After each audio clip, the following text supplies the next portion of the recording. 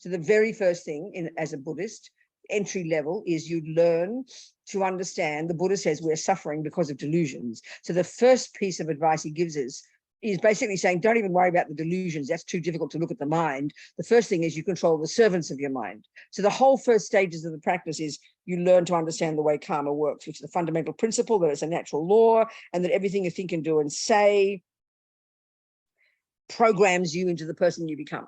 Basically, that's really what they're saying about karma. And then everything you think and do and say will ripen, 1, as your tendencies, 2, as your experiences at the hands of others, 3, the way the environment impacts upon you, and even the rebirth you get. So when you understand karma, experientially, the first teaching is control your body and control your speech. Be a nice girl, don't harm others. So overtly, you think, what's that got to do with emptiness? Well, it's preparing you. It's preparing you. Because the implicit teaching there, as I mentioned before, dependent arising, as Lama Yeshe does, paraphrasing Tsongkhapa, says, dependent arising is the king of logics to realize emptiness. So all the Lam Rim is presented in an orderly way to lead you experientially and intellectually to this point. Like if you're studying to become a physicist, like Einstein, there's these courses that have been out there for hundreds of years. You first start in junior school, you learn that 1 + 1 is 2. If you're thinking about E = mc², and then your mummy says to you, well, darling, got to learn that 1 + 1 is 2. What's that got to do with that E = mc²? Well, she's preparing you for it. And then, so this is the same here. It's all structured intellectually and theoretically to prime your mind to gradually get to the point where now you're ready to realize emptiness.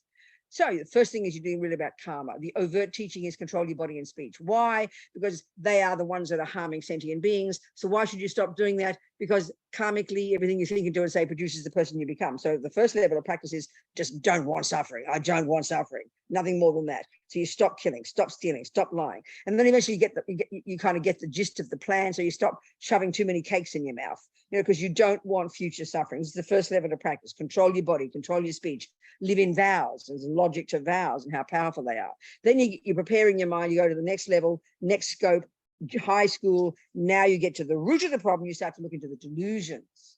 You start to look into the way the branch delusions work. Buddha's not discussing the root delusion yet. He talks about attachment, aversion, all the other rubbish. You start to analyze the pain of those states of mind. But then again, the implicit teaching is you're getting closer now to understand the way the delusions function.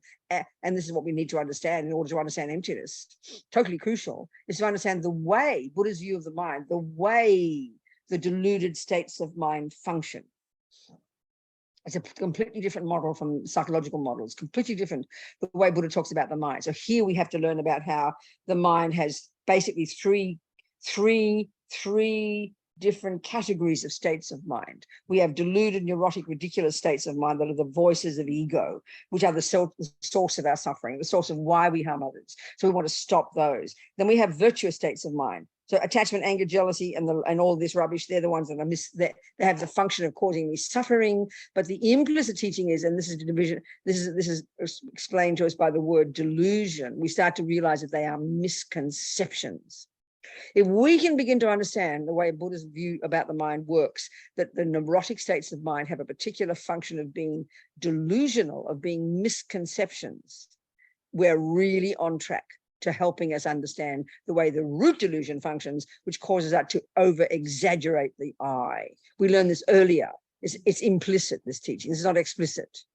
When we start to realize the suffering, that's the explicit teaching. You've got to give up attachment and give up anger. Because why? Because they break your heart.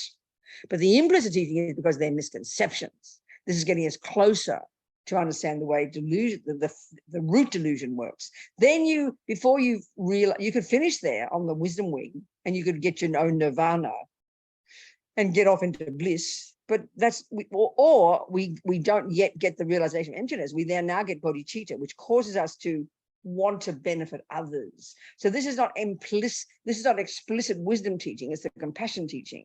The first part of the path is all the wisdom teachings, understanding you don't want more suffering, quitting delusions, understanding that they're dependent arising, understanding the mind, how the delusions function. This is all getting us ready for the wisdom part, for emptiness later. Now we go to the compassion wing and we start smashing more and more of ego in relation to wanting to get compassion to help others. So we continue to loosen the grip of ego grasping by wanting now to have compassion for others.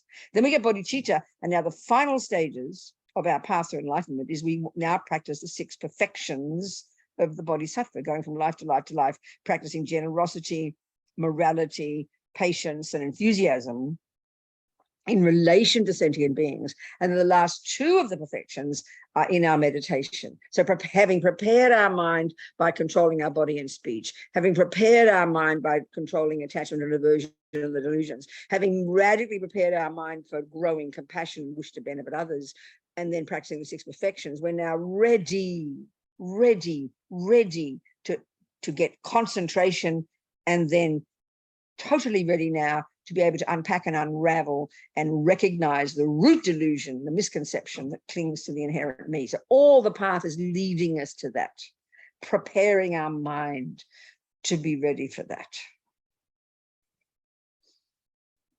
So keep practicing, keep listening, keep studying, and then do all your preliminaries, which kind of, this is where it's good to understand the function of all the other types of practices. Because I mean, if you get into Tibetan Buddhism, it's completely confusing. And this system has been there for, since the Indian days, coming from, Guru Rinpoche, straight from India, and then got its own Tibetan kind of cultural packaging on it since 700. And then we poor, foreigners come in with a whole different set of assumptions and understanding. You jump in the deep end, you get completely drowned in confusion. And you think, maybe being a Buddhist, I've got to do millions of prostrations. I'm a Buddhist. Okay, I'll do prostrations. And then I'll do water bowls. And then I'll wear robes. And I'll take vows. And I'll do this. And it's completely confusing why you're doing all this stuff. Oh, I thought being a Buddhist was offering mandalas. No. I thought being a Buddhist was, no. Doing mantras. No. Being a Buddhist is working on your mind. So what you've got to understand the function of all these other practices, which are Buddhist. And they could be cultural, but that's okay. You're allowed to add cultural things as long as it's got meaning. So what's the purpose of all this other stuff? Well, for me, the analogy I use is like this. Say you go to Roger Federer. You haven't got any New Zealand tennis players, have you? No New Zealand Wimbledon players? No, I'm sorry. Well, you could go to Kyrgios, but he'd probably punch you in the nose, that Australian bloke. You know that one? He's genius, but he's temperamental. Anyway, he's whatever. So anyway, let's just say Roger Federer. You go to Roger Federer. Roger, can you show me how to play tennis, please? And he'll one look at you and realize, not to mention you're old, but never mind that. But apart from that, you're 30 kilos overweight and you wouldn't even know what a tennis racket is. You understand? You're totally you just see him on telly. You think it'd be a nice idea. He looks at you. He can see you're not ready to even hold a racket. So he will say, well, Robina, I want you to go off and learn, lose 20 kilos and go to nutrition school and learn all about that. And then go to learn to know what a racket is and how you hold it. And then do lots of jogging and lots of this. You'll go, no, you didn't hear me, Roger. Can you show me how to play tennis? And he repeats his answer. So it's obvious you're not ready for tennis, right? You got a lot of, in other words, you've got to do what they call preliminary practices. That's what the non-dro, preliminary practice is all about. But they don't tell it like that. You kind of got to work it out yourself, What it means is our mind, the point is to do Mahamudra, mates. That's the job. All of this stuff we're talking about. If you can sit on your cushion now and do Mahamudra or Dzogchen and realize emptiness, honey child, that's the job finally. That is the job to be done. That's the tennis. But 99% of us aren't ready. So we need the preliminary practices, which prepare our mind. You could even say the Lam Rim is preliminary practices for the final one of realizing emptiness. You could argue it like that. So it's, the tennis course has got you organized. So you've got to do this first and then jogging and then you do this and then you do nutrition and then you can eventually start to hold the racket and then you can start to do the job. So if you're ready, if you're an advanced practitioner like Milarepa, due to having done the work in a past life, or Kandrila, who got born already Roger Federer. She came in as Roger Federer, fully developed. Milarepa didn't study a word, but he had the merit to be able to, because he's done the preliminaries in past lives, put it that way, he was ready to hold that racket and be like Roger Federer, So that's what the function of all those practices are, to prepare your mind. So yourself, if you're Tibetan Buddhist or any Buddhist, you're going to hear that there's 2 main jobs to be done. One is to purify your mind, that's how they talk, and one is to create merit. Well, again, that's another way of describing what the entire job is. Purifying the mind is doing any practice that enables you to lessen the delusions, to weaken them.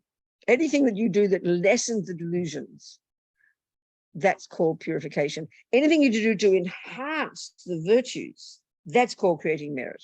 This is a way of talking. This is Tibetan Buddhist language, you know. So every second you consciously stop killing, that's purification. Every second you consciously try to be forgiving, you're creating merit.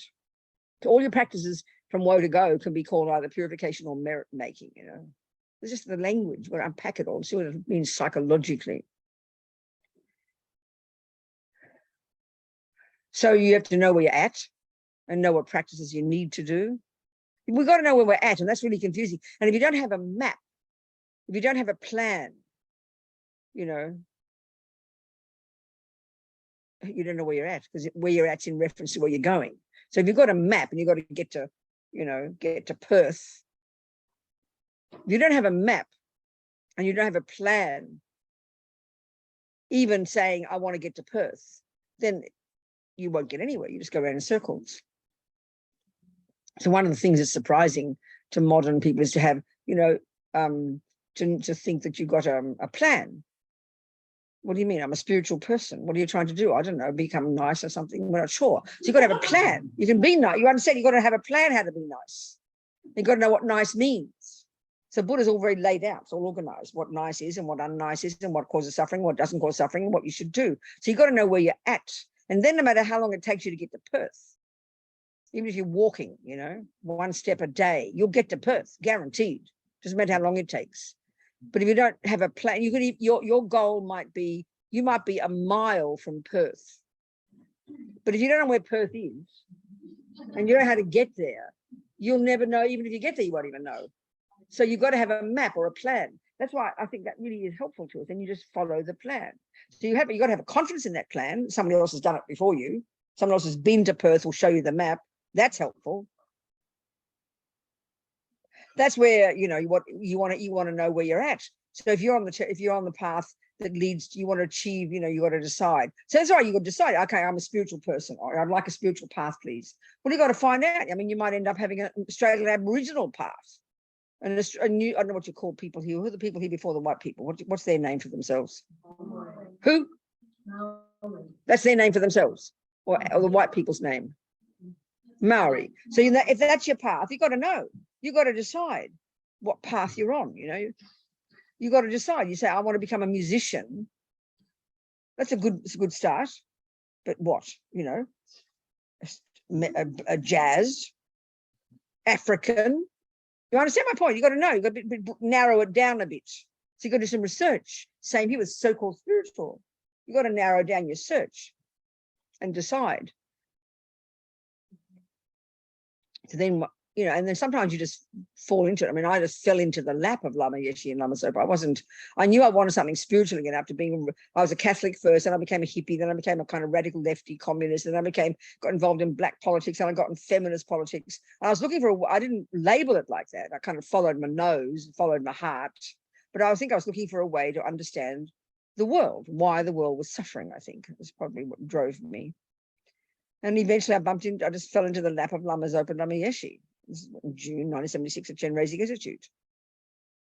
I was doing karate. Felt I'd found my path, doing karate every day. And then some kind gentleman called Bill Bright ran over my foot. This one ran over my foot. I was hoping some women pushed their car through the intersection because it had stopped. And then there's somehow this car, I don't know how, I kind of think how he ran over the foot, but he did. The foot was in front of me. He couldn't have run over me because I was my foot's in front of me and the arm pushing the car, so they couldn't run over. Then my foot was behind me. How could he run over my foot? I still can't work it out, but he ran over my foot and it snapped. It broke the 5th metatarsal. And then a year ago, I broke this 5th metatarsal, so they're now equal. This one just needed me to trip. That was enough. This one needed a car to do it, you know. Old age, isn't it? So this fella ran over my foot. And as soon as I cracked the foot, I heard it crack and I fell. I thought, oh my God, I can't do karate. I was devastated. Like, I mean, ridiculously exaggeratedly devastated, like as if I'd lost the world, you know. And he came up to me and I screamed at him. I'll never forget, I swore, of course. You ran over my foot. I remember he said, I'm so sorry. I didn't mean to. I remember he said that, you know. So he offered to drive me to hospital. It was the Mercy Hospital where I was born, just down the road. And I was devastated. I can't describe how devastated I was. Just shocked, devastated. My life had been destroyed. Then I was in plaster. Now you just get a moon boot. Now, but then it was really complicated. I had a plaster and a crutch. It was ridiculous. And this one, you just get a boot, you know.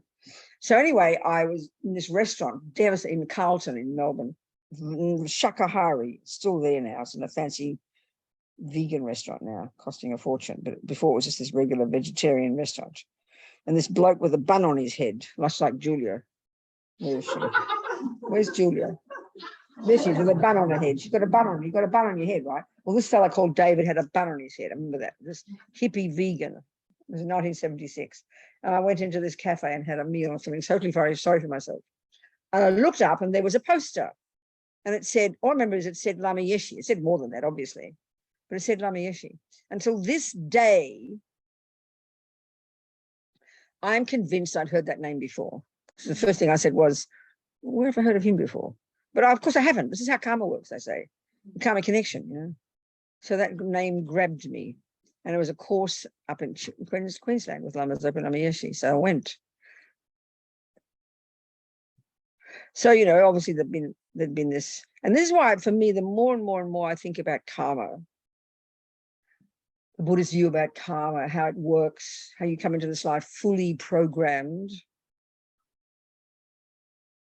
with who you are, you know. The more it is even as a theory, it just kind of is the explanation for why you even are attracted to what you want to do, why you want to kill people, why you want to play music, why attracted to the Buddhist teaching, you know. So I went to this course, sat there completely confused for a month, but I didn't leave. Then sat and did another month course with Lama Yeshe on Chenrezig. And that was it, you know, that was the one. So there's the map. Anyway, I'm just raving on here. So, yeah, I mean, it's like, yeah. So we've got to, if you're vaguely attracted to something spiritual, then you've got to find out. So some people do really strong research. You go to this one, you go to that one. I mean, I remember when I first started wanting something spiritual, it was before I'd given up all my political activity. I knew I wanted something more spiritual. I knew I'd kind of given up. I'd exhausted all options for who to blame for the suffering of the world. I always joke about that. When I was a Catholic, because I'm a fanatic, yes, I'm extreme. So when I was a Catholic, I was completely 100% Catholic. The world, when you're a Catholic, especially when I was younger, those days, 50s, the world is Catholic and non-Catholic. That's it. There's a bunch called non-Catholic. You can be a communist or a Protestant. It doesn't matter. You're just not a Catholic, you know. You understand? I mean, I wasn't narrow-minded like that, but it's sort of like that. So first of all the non-Catholics were the problem. Then I gave up God and decided it was time for boys. So I was a hippie. So then all the straight people were the problem. And then I kind of, by the time I got to London and I was 23 and I was then involved in the 1960s, ripe and ready for revolution, then it was all the rich people that were the problem, isn't it? And then I somehow got involved in black politics, even though I'm not black, sort of supporting the Black Panthers and all that. And then so all the white people were the problem, all the imperialists and the white people. It was a racial analysis. And then I heard the word feminist, and I thought the word was femininist. I had no idea. And then I heard radical feminist. I thought that was good. I like radical. So sure enough, I went down that track, radical feminist, and then radical lesbian feminist. Naturally, that's the next step. You have to. Because the males were the problem. And then I became a radical lesbian separatist feminist. You can't go any further. You understand? I always exhausted every option. So that's when I wanted something spiritual again. So I tried the feminist spiritual thing. I found it a bit wishy-washy. And then I thought I'd go back to mass. I tried that and that didn't work. Then I did TM, you know. Remember, I paid $80. I'm back in Melbourne from Europe. $80 back then in 1976, probably about $5,000 now. $80 to get my mantra. I'm not being rude. It's okay. I was happy to pay it. So I did my mantra for a while. That wasn't enough. I wanted something more than a mantra. I didn't know I was looking for Lama Yeshe Lama Zopa. I fell into their lap by this fellow, Bill Bright. I'm very grateful to him. He stopped me in my tracks. So I didn't have a map. I didn't know I had a map. But this is where, when you look back on your life, I mean, my life, it did follow tracks. It did follow. There was a path there, you know. I couldn't see it at the time. I'm just talking now. I'm just talking, okay. There was a path, you know. And this is where there's no, I mean, the more I think about this, the choices we make, we tend to think when we have this concept of free will, which is really a Christian one, we should honor the Christians. They were the ones who talk about that when God made you, he gave you free will. So we all talk about it as if free will is a real scientific fact. I mean, for the Buddha, it's a load of rubbish. Free will implies no dependent arising. So the choices we make, we do make choices in our life without analyzing the choices we make. We tend to feel suddenly a thing pops up and I've got the freedom to make a choice. But the choices we make are completely, first of all, dependent on what's in your mind. So if you're an angry person, you don't know where your anger comes from. You think it's your boyfriend's fault or your mum's fault. So obviously all your choices are based on the anger is one of the components. Anger is one of the dependent arising that causes you to decide certain things. So the choices I made, if I look back, they were based on ethics. I always had a sense of good ethics. I wanted good ethics, even though I was, you know, angry and rebellious. Ethics were there in the mind. And then I look back, even when I was a Catholic, totally devoted to God, completely in love with God, completely in love with God as a kid. But at the same time, I was being very naughty. But I had this strong sense of, it wasn't Jesus so much. It was God, the concept of God. So when I think about that, that's the Buddhist view of Dharmakaya, the Buddhist view of what the Buddha is. You know, when I did a conference in Melbourne at the Catholic University a few years ago, 15 years ago or something. I don't know how I got invited, but I was given 20 minutes. I mean, they knew I was a Catholic from the past. So I was given 20 minutes in this conference to give a talk. I remember I got there in the morning, had no idea what I was going to talk about. I couldn't work it out what to talk about. But I looked up the dictionary for the definition of God. And it said 3 essential qualities: infinite wisdom, infinite compassion, infinite power. I thought, well, that's interesting, because they're the same qualities that a Buddha is said to have. So my talk was called The Similarities Between the Definition of God and Buddha. I'm not sure if they liked it. It would have been a bit shocking, because the difference, of course, is the Christians have come up with this concept of recognizing there is energy that's called God, that's all-knowing, all-compassionate, all-wise, pervades the universe. But the added piece is they say that he creates the universe. Well, that's the piece that Buddha disagrees with. So I had this, even as a Catholic, the feeling I had was more like Buddha when I liked God. It was never as my creator. I didn't care about that. So already I was there. Already I was programmed. Do you understand? Already my own programming coming from the past, from having been a Buddhist, was informing all my choices. So to think that you've got free will, which means that you like everything's a blank slate and something's presented to you and you've got the will to choose this one or that one, it's a load of rubbish. You can't say that. If you've got a tendency to be very angry, that already totally informs your choices. There's no blank slate there. Everything's a dependent arising.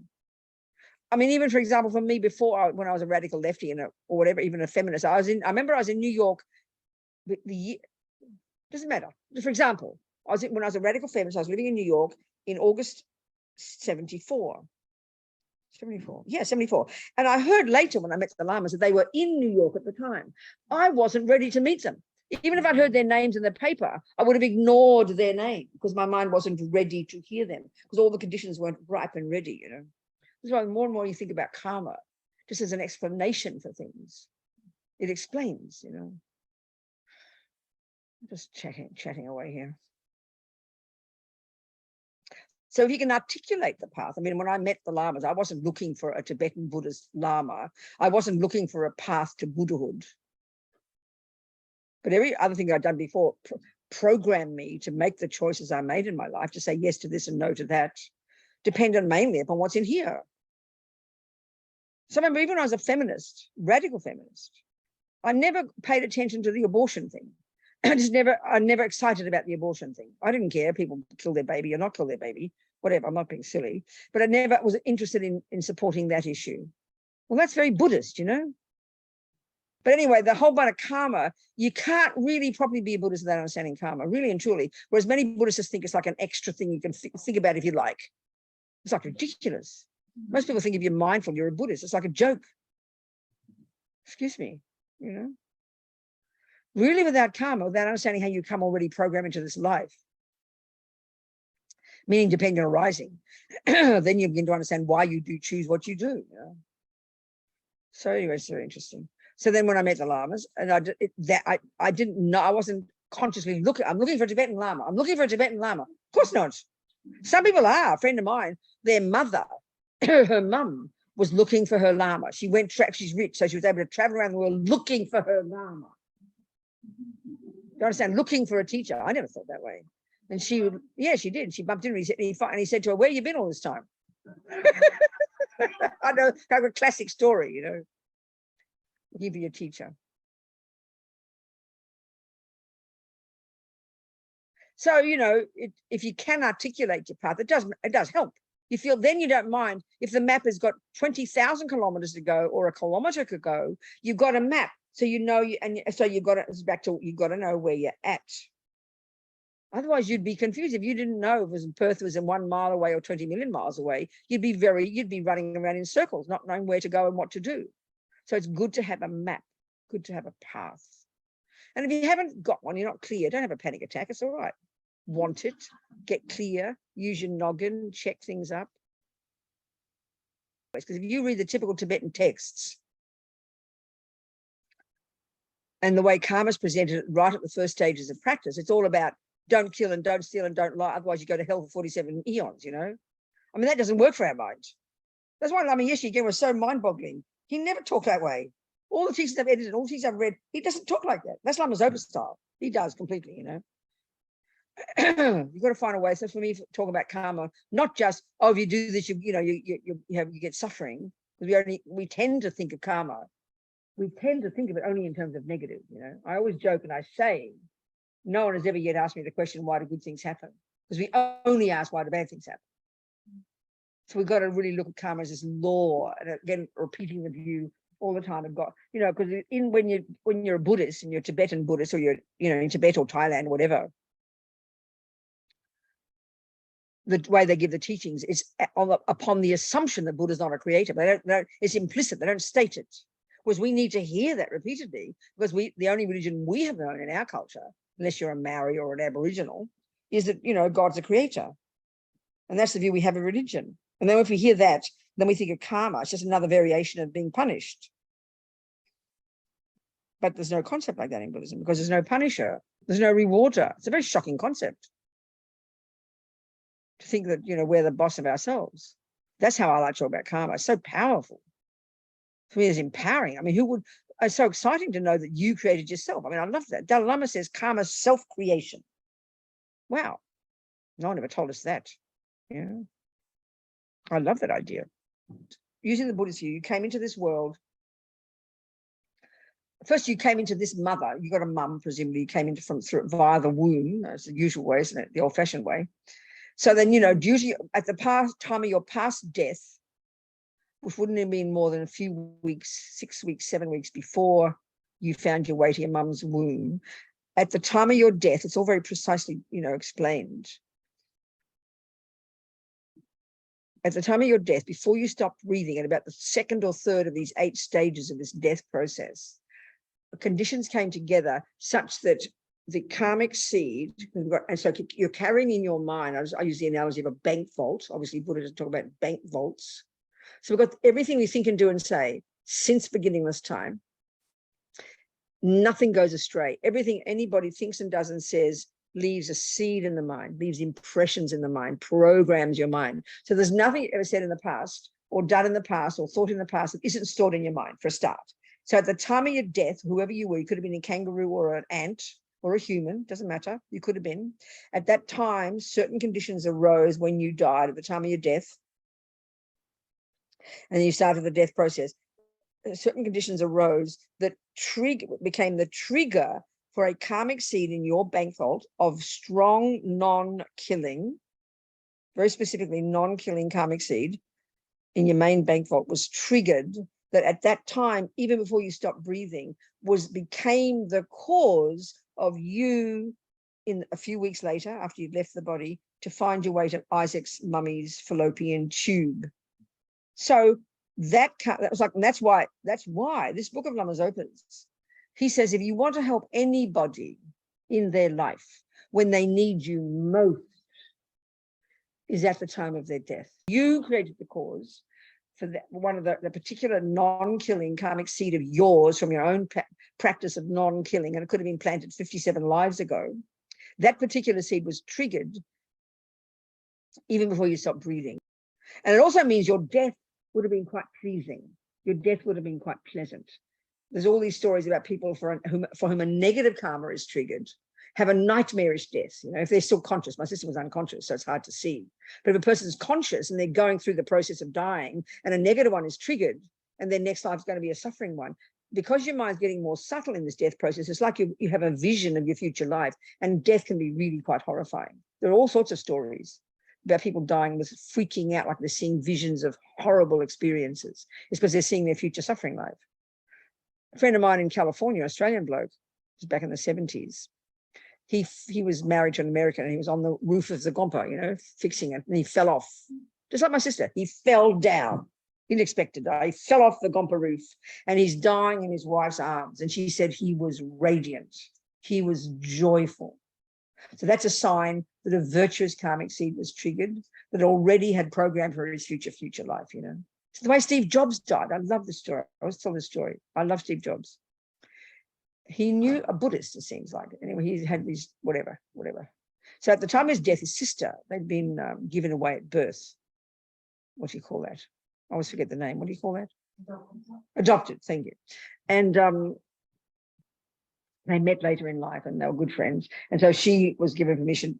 Anyway, she gave a talk at their memorial, you know, and she talked about the last day she was there. They said, you better come. He looks like he's on the way out. He was skinny. He had this cancer. He was really skinny as a rake. And he's in the bed. And she was there. And the story was, let's say you're Steve Jobs. I'm the sister, but I'm a lot closer to you. And in front of you are your two daughters. You're Steve Jobs. I can see your face. And your two daughters there. I can see their back. And I'm watching you. And you look, she said, he looked radiantly beautiful, you know, and with enormous love, begging his daughters to forgive him for leaving them. Also, he wasn't having a panic attack, freaking out about leaving. He was asking them to forgive him for having to leave. You know? Yeah. And then she said, looking at him, he looked over their shoulder into the distance, and he goes, "Oh wow, oh wow, oh wow," and then he died, just like that, died right there, very quick. Usually it takes time. So you can deduce from that, using this Buddha's analysis, that he was seeing his future blissful life. Let's hope it's a Pure Land, you know, or a human birth. So his mind was radiant. Because your mind is getting more subtle, you're getting closer to your subtle mind, which is more powerful. So at the same time as that virtuous karmic seed of non-killing, probably, as Lama Zopa says, the main cause of our getting this human life was a karmic seed of non-killing practiced within the framework of living a spiritual life, and more specifically within the framework of living in vows of non-killing. And we'll go into the power of vows. We'll discuss that. These are all the things that are necessary for you to be ready to play as tennis, right? By living in vows, doing all this purification, this primes your mind ready to get to Federa and learn to really actually do the job of ridding your mind of delusions and practicing the virtue, doing Mahamudra, in other words. That at the same time as that one karmic seed was triggered, at the same time, the other three ways that karma plays out in all of our lives would have been triggered as well. So that means there's 4 ways that our karma, past actions, ripen. Karma is a shorthand. The word is just used shorthand for this natural law of cause and effect. It's just used as shorthand. Karma is not like something like a big stick, you know. It's just a word we use shorthand for the law of cause and effect. 4 ways that the seeds he's planted in the past are ripening in the present. 4 ways. One is he got a human birth.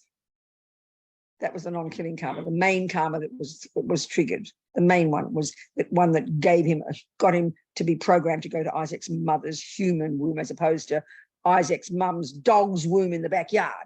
Like, oops, missed, you know. No, not like that. But very specific.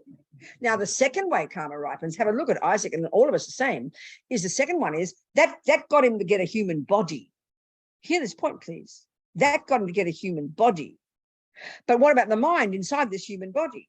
And we've all got tendencies, haven't we? So you wake up in this life with Hitler tendencies or Mother Teresa tendencies. And of course, the world thinks, the materialist world thinks they came from mummy and daddy. So we all go back to the Austrian housewife and try to blame her for Hitler. Excuse me, a bit ridiculous.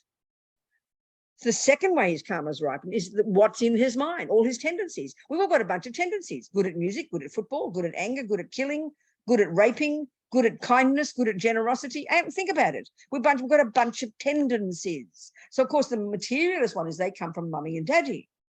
Well, he can share the tendencies with his mum and dad, but they do not give him. This is something that's fundamental if you want to understand Buddha's view. Every single tendency in Isaac's mind, every single tendency, he might have a twin who looks like they're identical to each other, the same tendencies. Or he might look at his mum, so much like his mum. She's like this and he's like this. Yeah, you can be. So in my case, my mother was a musician, for example. She was. And she saw her little Bobsy and she thought, well, Bobsy's good at music too. So she taught me singing. Well, the world would say Robina's good at singing because she got the genes from her mum. She did get genes.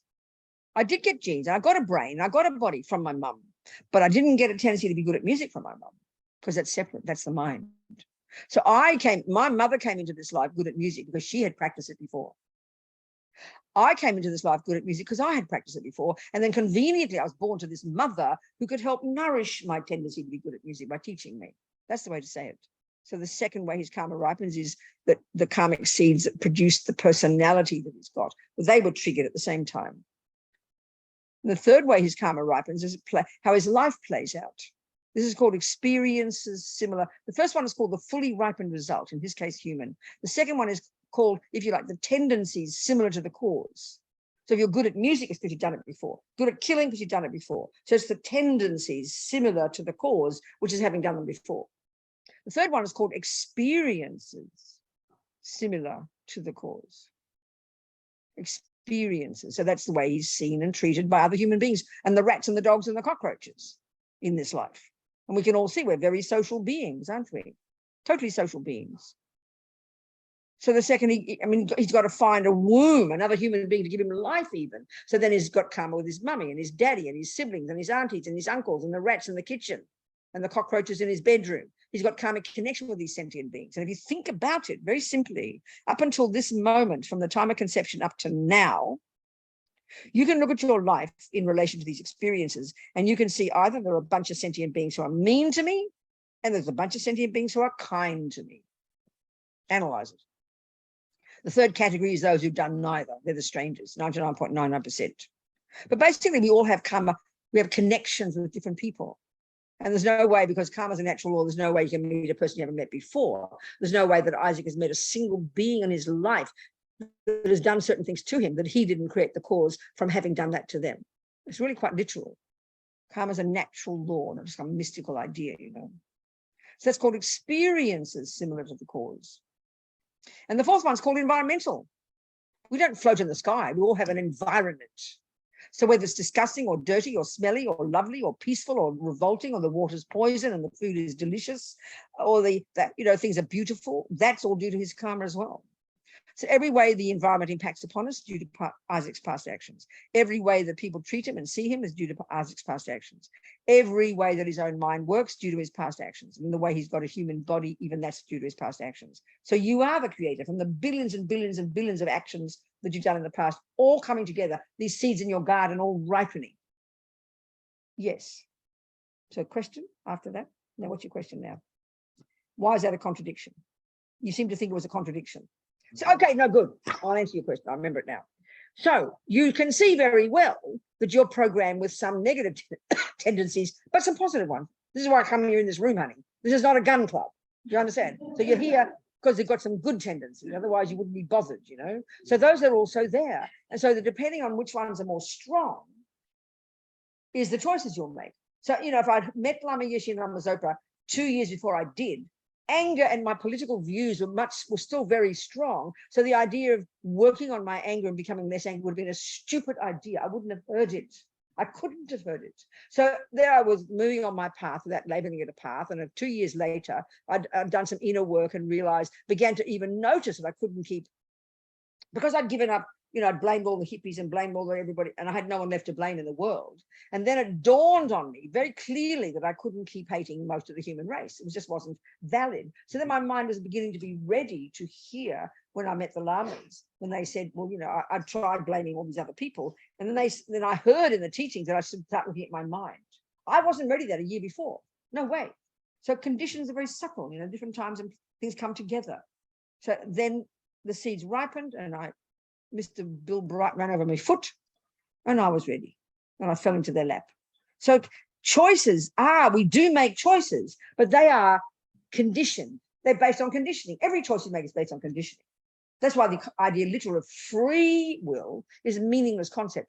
It means there's nothing. It means it's not dependent on past conditioning. It's absurd. Do you understand what I'm saying? So karma doesn't contradict choice. It reinforces the fact of which choices you make. It was inevitable. So is the seed that you planted in the ground 2 weeks ago, based on the right amount of sun, the right amount of water, it is inevitable that in 3.5 minutes time it's going to pop up. Yes, but it's all conditions.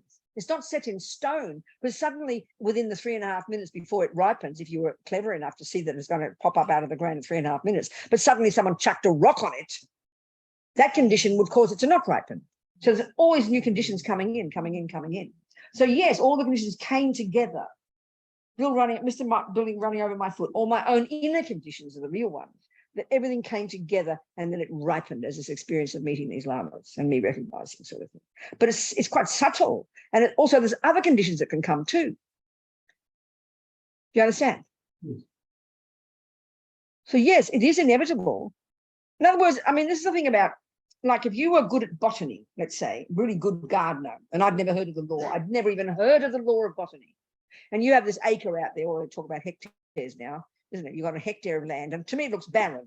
But you've just done a lot of planting because you understand botany. And you know that you can point out to me exactly how that garden will look in 10 years. And I'll go, oh, wow, you're clairvoyant. And you'll say, no, I just know the law of botany. That's all. You can do that. But it doesn't mean other laws can't intervene. And that's why when you have the view of karma, you want to grow the good ones as strong as possible and do all the nourishing of the good ones, so that even when the time comes when a bad one will come along, you'll ignore it because you've really grown the good ones. So you're really ensuring, as Amiyeshi says, karma takes care. So it's up to us. If you're a really good gardener, you will know what the weather's like in August, so you'll do all the things to prevent it from happening because you're so intelligent with it. Everybody knows that. When you're a good mathematician, when you're a good builder, we think like this. You know all the various conditions that could happen. Same with karma, same with the laws of karma, The more we learn it, and not just think of it as some rule that's jumped on top of us and we just kind of, oh, well, it's all karma. You're in charge of it. The more you understand that law, like the laws of botany, the more likely you're going to get the result that you want. It's a very volitional thing. Isn't it our causes and conditions that are in charge? That's what I'm saying. I know it is, but it's good to say we're in charge. Technically we're not. We're like babies. We're just driven by the force of our past action. We can become in control. We've got to realize that we can say, it's good to say that I'm in charge. I'm the one who chooses. We can say like that, but of course we have to imply the empty I, not just a self-existent I. But it's good for us to realize that instead of feeling we're kind of like someone's walking around with a big stick, punishing and rewarding. Because the concept of punishment and reward, there's no point in blaming God or blaming the Christian teachings. The view of believing there's an intrinsic energy out there that makes you is literally a consequence of having these wrong views in the mind. So for me, I like to always say we are the boss, we're in control. It's good to say that because it gives us power, empowers us to make the right decisions and not just feel like a victim of this law, which you can easily feel like. To get to the point where you are in control, you're pretty advanced. But we can start to act like it and make choices, Do you understand? Okay, let's talk about the mind then. Let's talk about the Buddhist analysis of the mind. Basically, we've got you know, okay, basically there are 3 categories of states of mind. One are the neurotic, deluded, negative, ridiculous, unhappy tendencies to kill or steal or lie or harm, or the neurotic ones, and all driven by the neurotic states of mind. Buddha will talk about the 3 poisons, as we know well. So there's ignorance, the root of these 3 delusions, and then there's the attachment to get what that fantasy, the belief in the intrinsic me, the root delusion, and then the attachment to get what that me wants, and then the aversion and the panic attack when it doesn't get what it wants. These are the 3 poisons, the 3 toxic emotions. And then all the other, they often talk in the text about Buddhas identified 84,000 different neurotic states of mind. I asked the Geshis what text you can find it in, they'll say you won't find it. So it's come down from the Buddha, but I don't know, but they keep repeating 84,000. Anyway, never mind. So I remember Ling Rinpoche, who came here, the young Ling Rinpoche, he said 21,000 of all the others, the 84,000, are rooted in the root delusion called ignorance, the first poison. The other 21,000 are rooted in attachment. And the third 21,000 are rooted in aversion, the 3 poisons. And the fourth 21,000 are rooted in all 3. So there's like this map of the mind in Buddhism, very precise, you know. So there are the neurotic, deluded, distorted, I-based states of mind. They're the ones called attachment, anger, jealousy, depression, low self-esteem, aggression, you name them. We know the words intimately. We've all got a bunch of those. You recognize any of those? Okay, good. That's it, darling. Join the club. Join the universe. Then you've got your good ones, which are your saving grace, kindness and patience and generosity and forgiveness. So the thing is, then the third states of mind, they refer to them as negative, positive, and neutral. But neutral sounds like they're not important, and it doesn't mean that. And this is really important. When we start to talk about meditation, we need to understand this. This third category of states of mind, which they say are neither negative and neurotic, nor virtuous. So this is a weird concept to us because we don't speak this way psychologically. It sounds like judgment. Talk about negative and positive. We don't like it. But this other lot, I call them the mechanics of the mind. So, for example, concentration, the ability to stay focused on something. Mindfulness, which is this very specific part of the mind that when you're distracted, it's like an awareness there that enables you to come back to what you were doing. You could do that while you're cooking. You get distracted. What was I doing? Did I put the eggs in the cake or did I put the eggs in? Because you forgot what you were doing. Mindfulness is part of your mind that brings you back to the task. Concentration, mindfulness, alertness, intention, attention, discrimination. There are many of these parts of our mind. I call them the mechanics of our mind, such that if they weren't working properly, you'd be a mad person. That's the way you'd say it. So they're crucial states of mind. And when we learn to meditate, we're trying to develop those, use those parts to help us do the job of programming our mind to become a mind of a wise person. So we've got all these tendencies and we come into this life programmed with every single one of these, Nadine. Everyone. And obviously the habits that are stronger, like if you're the 6-year-old little Russian boy who can play Bach, clearly hardly rocket science. He's obviously done that one pretty strongly in the past. The serial killer I talked about, he who liked to eat people's brains and put them in the fridge and skin them and all this kind of weird stuff, you know, he says he's a tiny boy. No one taught him. His mummy didn't teach him. He could not stop himself from torturing the little bugs because he got pleasure from it. We're going to discuss all this. So that he came into this life with these awful tendencies. He also had good qualities because no one saw them. They just thought he was a maniac and evil, you know. So we've all got this bunch of tendencies. Our job is to learn to know who we are. I mean, it's so weird for us. We just think, oh, well, someone else made me and it's not fair. You know, it's my mother's fault and my father's fault. We don't have much wish to look into our mind because we don't think it plays much role. But the Buddhist one is we need eventually to know our own mind intimately, using this model of the mind as a basis for seeing what our delusions are, what our virtues are, being very objective about it. So we can then learn to see what job we have to do. Which ones, it's like you learn to play tennis. In the beginning, you just learn. And then slowly you can learn to analyze how you do the backhand and how you do the forehand and which ones exactly, what muscles should you grow. That's how the level of knowledge we need to know about our mind. You need to know your own mind. Now, this type of awareness we don't have in psychology. We don't trust it because we think the mind is not to be trusted. We prefer the hard sciences, you know. But this is the Buddhism, it's the exact opposite. The skills are there to learn to have intimate and precise awareness and knowledge of your own mind, of exactly what's in there. And honey child, if you can't do that, then what Buddha's telling us is impossible.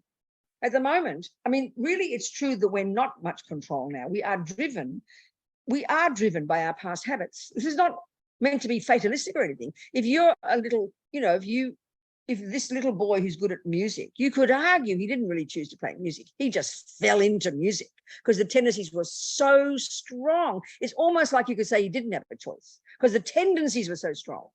You get my point? His practice of piano or music must have been so intense in his mind that everything just led to the piano. And it's almost like he didn't have a choice. The same with the guy who wanted to torture.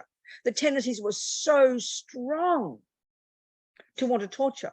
You could argue that he didn't have a choice, but we still finally do have a choice if you've got access. But it's not to set in stone that you've got choice. If you can't access your virtues, if you can't access your wisdom and your clarity and your kindness and your ability to step back and say, no, do I want to do this? Do I want to do that? That means if you can do that, you've got some wisdom in your mind. You've practiced morality in the past, because that's our saving grace.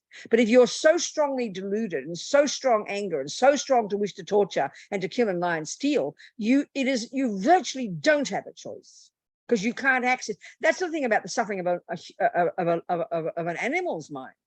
You see, Buddhist psychology refers to all beings in the universe, not just humans. Animals, due to karma, let's say, that killing karma was triggered in his mind. He died, let's say he freaked out at the time of death, he had a panic attack, freaked out, angry, upset or something. So we've all got millions of karmic seeds, and his main karma to be his next birth, one of his killing karmic seeds was triggered. Well, that at that point in that death, before this life, that would have been the main one. And then all the tendencies, so let's say let's say the karma was to be born as a lion. Then all the karmic seeds of the tendencies of a lion would come along with that. He wouldn't suddenly get a lion's body, have mouse tendencies. He wouldn't last long as a bloody lion. He'd get eaten for breakfast by his own mum. So the tendencies that suited a lion's body were triggered. Their strong aggression and violence and all and the anger and all the things or whatever it is in a lion. But then that means having an animal's mind with the animal's body that suits it. He's got all the virtues there. He's been a human. But they're all buried. They're like buried under the weeds of the delusions. And an animal, we say a leopard can't change its spots. What that means is that the ignorance that we've all got, the root delusion, they've got 1 billion times stronger, 1 billion times grasping an inherent me, 1 billion times stronger attachment, 1 billion times stronger aversion. And they can't access their virtues. Their virtues are there, always are there, but they're buried under the lion tendencies. So our saving grace as human is that we can access our virtue, which gives us the wisdom to be seeing things more objectively. That's the miracle of what wisdom is. Wisdom is the ability to see things from another point of view. If your mind is so stubborn and so angry and so tortured and so raging, you don't have that ability. Your mind's tunnel vision. And that's one of the characteristics of too many delusions. That's what animals' minds are, tunnel vision. So the miracle is we can access our virtue, but we can see how difficult it is. I mean, my habit in my life was to be angry. I used to think it was a virtue. I was proud of myself that I said what I wanted and did what I wanted.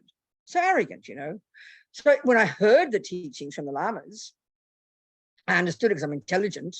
But look at the years of struggle and practice to change your habits. I mean, old habits die hard. We know that. And that's why we've got to have patience and humility with ourselves, because we can see our tendencies. We can see our strong attachment. But that's the wisdom that enables us to do that. And we've got to have some courage and know it takes time. But if you can't see what your problem is, that's 1 million times worse. So the wisdom is one of the virtues in the virtuous lot. And that's the saving grace of being a human. So yes, learn to do all the, if you like the Buddhist path, let's say, you follow this method of first controlling the servants of your mind. I mean, if you've got strong attachment and you can see that it manifests in eating a lot of food, then your first job is to control it, like your alcohol. We know with alcoholism, your first decision is to leave the alcohol on the table. You know very well if someone suggests to you should give up attachment to alcohol while continuing to drink alcohol, what a joke. That's why the first level of practice in Buddhism is leave it there. Don't do it. Control the servants of your mind. That gives your mind space now to go to the next level, to start to see the mind and to begin to have control over the mind. That's why it's hard work. So you've got to see your virtues. You've got to see your own mind, darling. But the tragedy of ego is, the irony of ego is we love to see the bad ones and we exaggerate their status and we paint the whole of ourselves with that one brush, and we do that to everybody else. That's our tragedy. So we've got to have the humility to know you've got virtues, you've got goodness, we've got to strengthen the habits, but that's what the practice is. I mean, I've got a friend on death row, Mitchell, who's a Buddhist. And this bloke who comes to the teachings, another bloke, I don't know what his name, I can't remember his name. I know him, he's been there for years. And he's a very laid back, relaxed looking guy. But as Mitchell said to me, because he takes care of the guys on death row, he said, Robina, he thinks of torture all the time. This is what we have to understand attachment. We'll go into this. Attachment, one of the symptoms of attachment is that you think of an object when it's not there. Well, most of us have attachment to food, right? I mean, isn't it? I mean, if you've got attachment to video games and jumping on boys, and you've got to be in your mind all the time. He can think of nothing else but torture. He's sitting there listening to the teachings, and all he can do is, in his back of his mind, he's thinking about torture. That's the indication of the strength of attachment. And we've all got like that to one degree or another. Always thinking about something that isn't there, wanting something, not wanting this. Attachment is pervasive in all of us. So much subtler than we can ever imagine, you know. So your mind is driven. This is why I'm happy. I'm not happy he's on death row, but I'm happy he's protected from harming others. His friends won't let him torture them because they know him, you know. So at least he's stopping harming others, although he can't stop his mind. And that's why we've got to be very patient and humble. If you've got an addiction, and excuse me, addiction is just another word for attachment. The level of attachment in Buddhism is really just being a junkie, you know. Then the first level of practice, that's why at least don't follow it with your body and speech. Every time you don't drink that alcohol, every time you don't jump on that boy, every time you don't torture that ant, even though the tendency's there, you don't follow it. That's amazing practice. So we've got to be very patient and humble with ourselves. So for me, just giving up, being angry, vomiting out my mouth, whatever I felt, was an intense practice in my life, you know, until eventually your mind starts to change. So we've got to be humble and patient with ourselves, because tendencies are very old in us. But you must see the good ones. We've got to see our good tendencies. We tend to only look at our bad, which is so tragic, you know. When people do have an intense amount of pain, there's nothing much you can do. I mean, so I suppose the tendency in the medical profession is just dull the pain as quickly as possible. Then we'll say, oh, look, they're peaceful. But what we've got to realize is you can medicate physical pain, but you can't medicate mental anguish. I mean, this is the point about when we understand the mind, the Buddhist view. You can be absolutely drugged out of your brain, not feeling pain, but your mind can be completely tortured, like having nightmares and panic attacks and anxiety. You can't make that go away. So that's what I'm getting at. They're only medicating the body. You can't medicate the mind. You can medicate the physical. Okay, this is the major point, even with ourselves in daily life, our practice. So if I have a pain in my knee, because we all have attachment, and attachment really is a junkie that only wants nice things. So the millisecond the pain comes, my attachment doesn't get what it wants. So then what happens is aversion arises, anger. So we just assume a pain in the knee assumes you'll be angry and upset.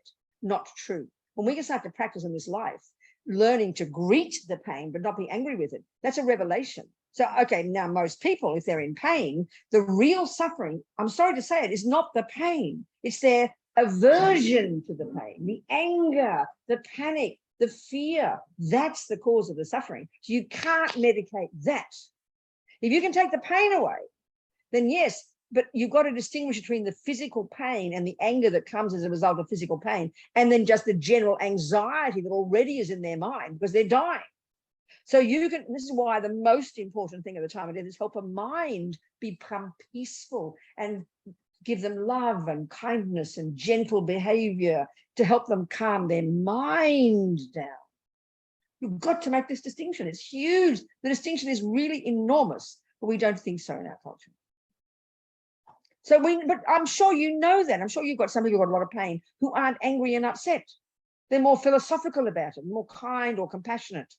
You have to see people that way. I'm not sure. No, but what I'm saying is the fact that you can have one person with a lot of pain but not be so anxious proves the mind is not the body, is what I'm trying to get at. Don't assume they come together. So if you can help a person, that's why all the training in the Buddhist, in Lama Zopa's book about how to help people die well, by seeing it differently. You know, this is why treating them, learning to, I mean, there's so many things to do to help a person's mind be more accepting and peaceful. Most people have fear and panic because they're not ready for death. They've never thought about it. They don't have a path. But people have got a path, and and they're more philosophical about it. That's why it's best to help people weeks and months before they die, so you can help them program their mind with kindness and with a practice. You know, that's the real point. There's still two things. You've got to learn to distinguish between, you've got to know that person's mind. But what we do is we define them by their pancreatic pain. You're not seeing their mind as separate. You've got to get to know that person's mind. We just assume they're panicking because they've got pancreatic cancer. No. Panic and anger and attachment are mental. So your job is to help their mind be peaceful as much as you can. And that doesn't mean you don't give drugs. So the ideal balance is to medicate as much pain as you can without them becoming unconscious. Whereas I think in our culture, you just, unconscious looks good. Oh, look, they're so peaceful looking. But they're not, they're living in, I mean, they'll come out of their coma and tell you they're having nightmares all day. That's not peaceful. So we have to distinguish between the mind and the body, darling. It's massive. The first answer is the more you understand your attachment and your fears and your mind, first of all, that's what qualifies you to help somebody else. That's the first one. Because then, like in other words, if it's, let's say it's your child who's an alcoholic and you have no idea what alcoholism is, you don't understand attachment, the junkie mind, then you just have a panic attack every minute and freak out and blame them or whatever. So the more you work on your mind and know the nature of attachment, because being an alcoholic is just an example of a strong attachment. That's all it is. Do you understand? So the more you know the way attachment works and how the mind works, the more you are informed to be able to then understand this person and to help them. That's the first answer. But the next one is, compassion is the wish to help.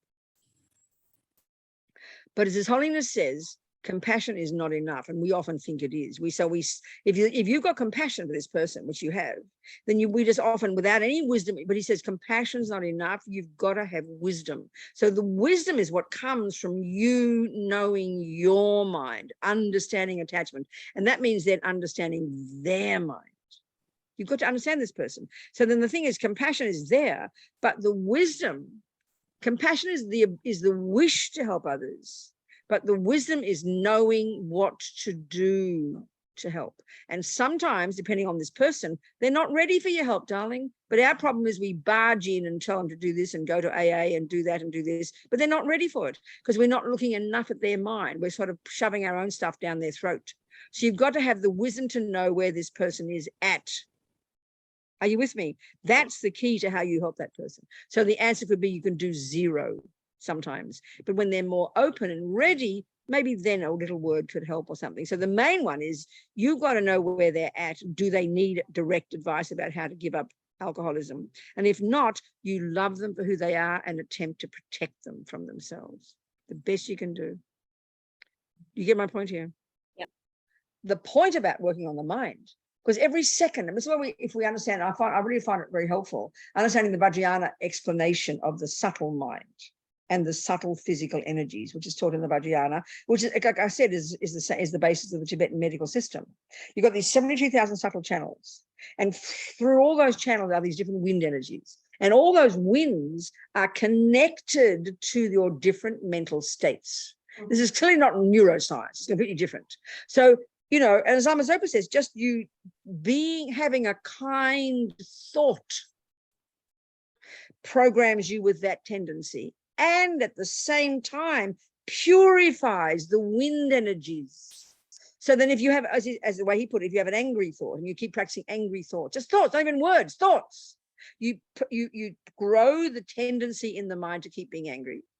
And then you pollute those wind energies, which is your subtle physical, and eventually that's what ripens as future sickness. Then next life, even it'll impact upon the external environment, and you're born in a shitty environment so we literally create second by second. So, you know, you can see a person, if a person's like, we can see in general, it's not going to be critical, but if a person is like depressed or angry all the time, any kind of delusion, you can see that they get aches and pains and unbelievable suffering. But if you can really, I mean, so it doesn't follow every time that you won't get physical pain, because if the karma is that strong, even if you're being virtuous, lots of good people get sick.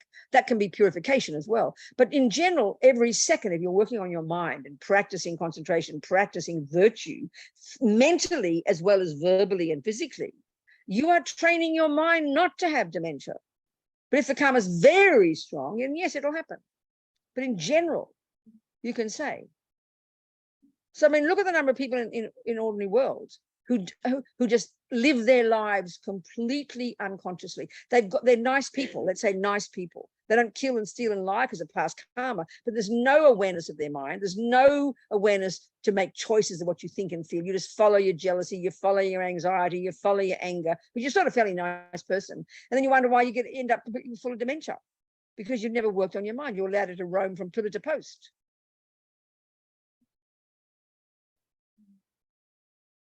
We don't think this way in our culture because we don't have such a subtle view of the mind. We just don't have it. Buddha says vows.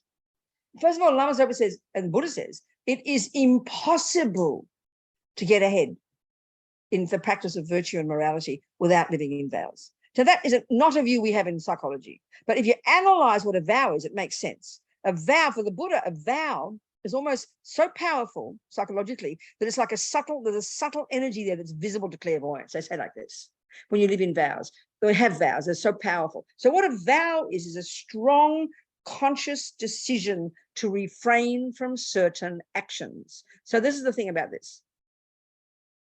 So like you as a Buddhist, you've taken a vow not to kill. Now, that plays a super powerful role in your life. Every second. So, okay. How we create karma is, the first one is intention, which is I will. I don't mean motivation.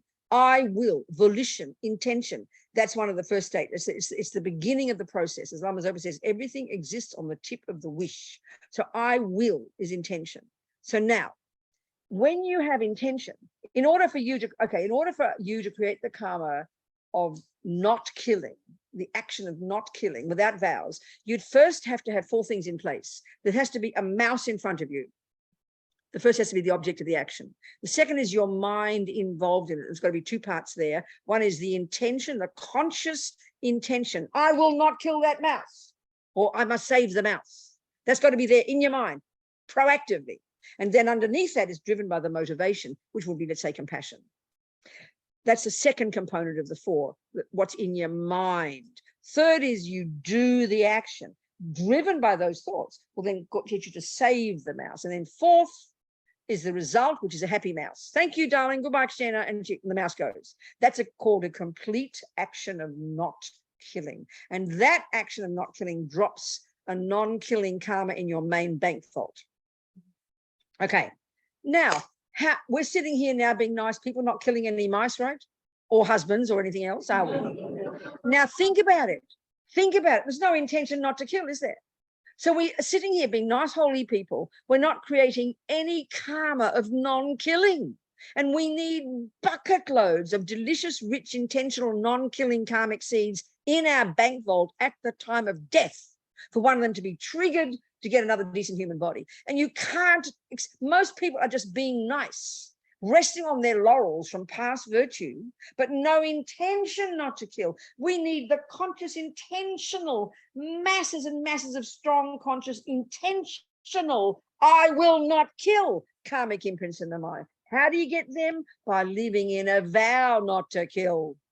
So that 24 hours a day you have that vow in your mind stream, without any volition, without any motivation, 24 hours a day, you are ticking over delicious, rich, intentional, killing karmic seeds in your delicious bank vault. So you'll have bucket loads of them available at the time you die. So you'll easily get another human body.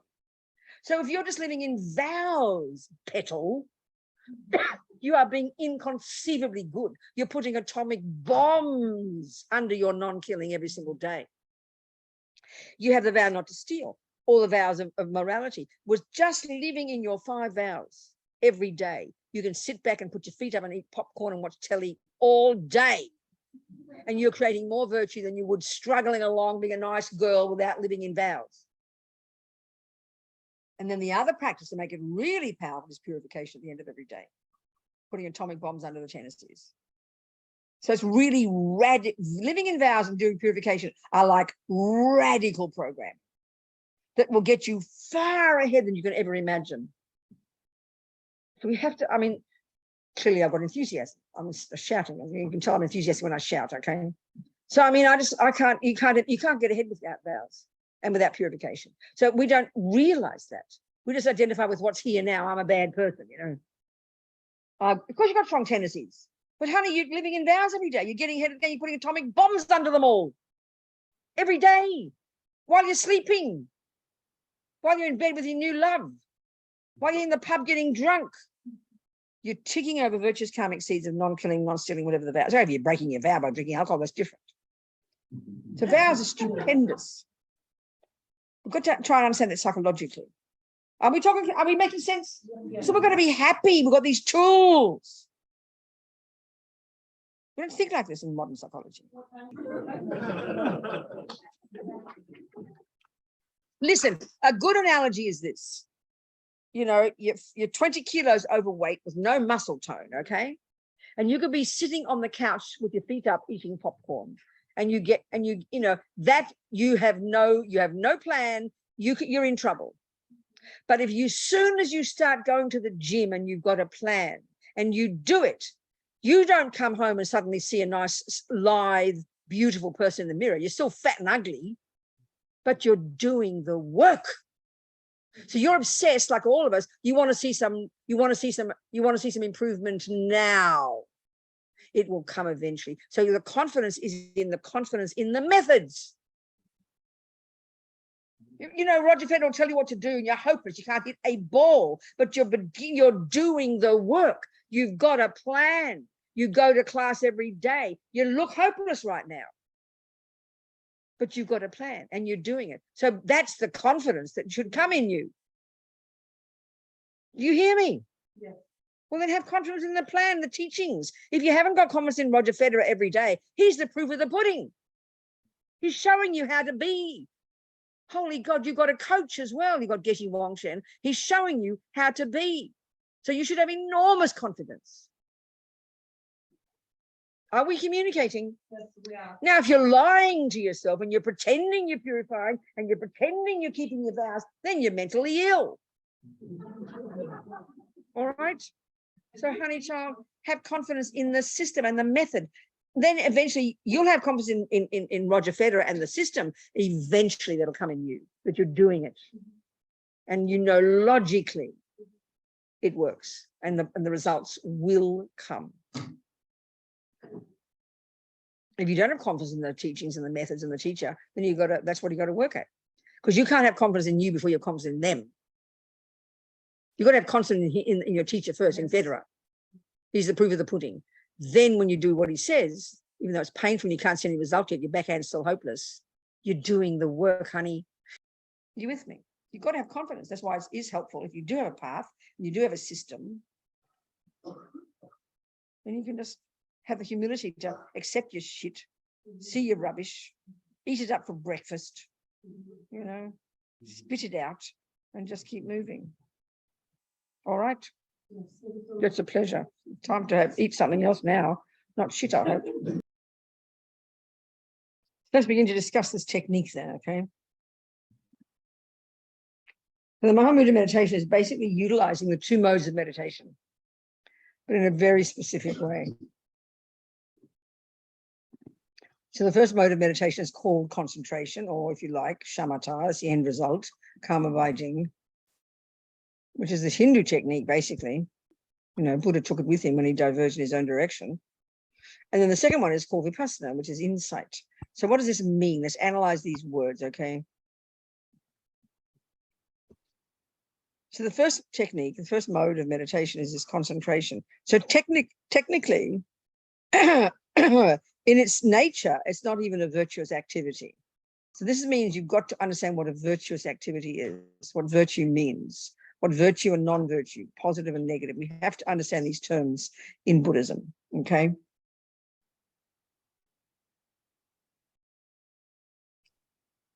And that means you have to understand the mind.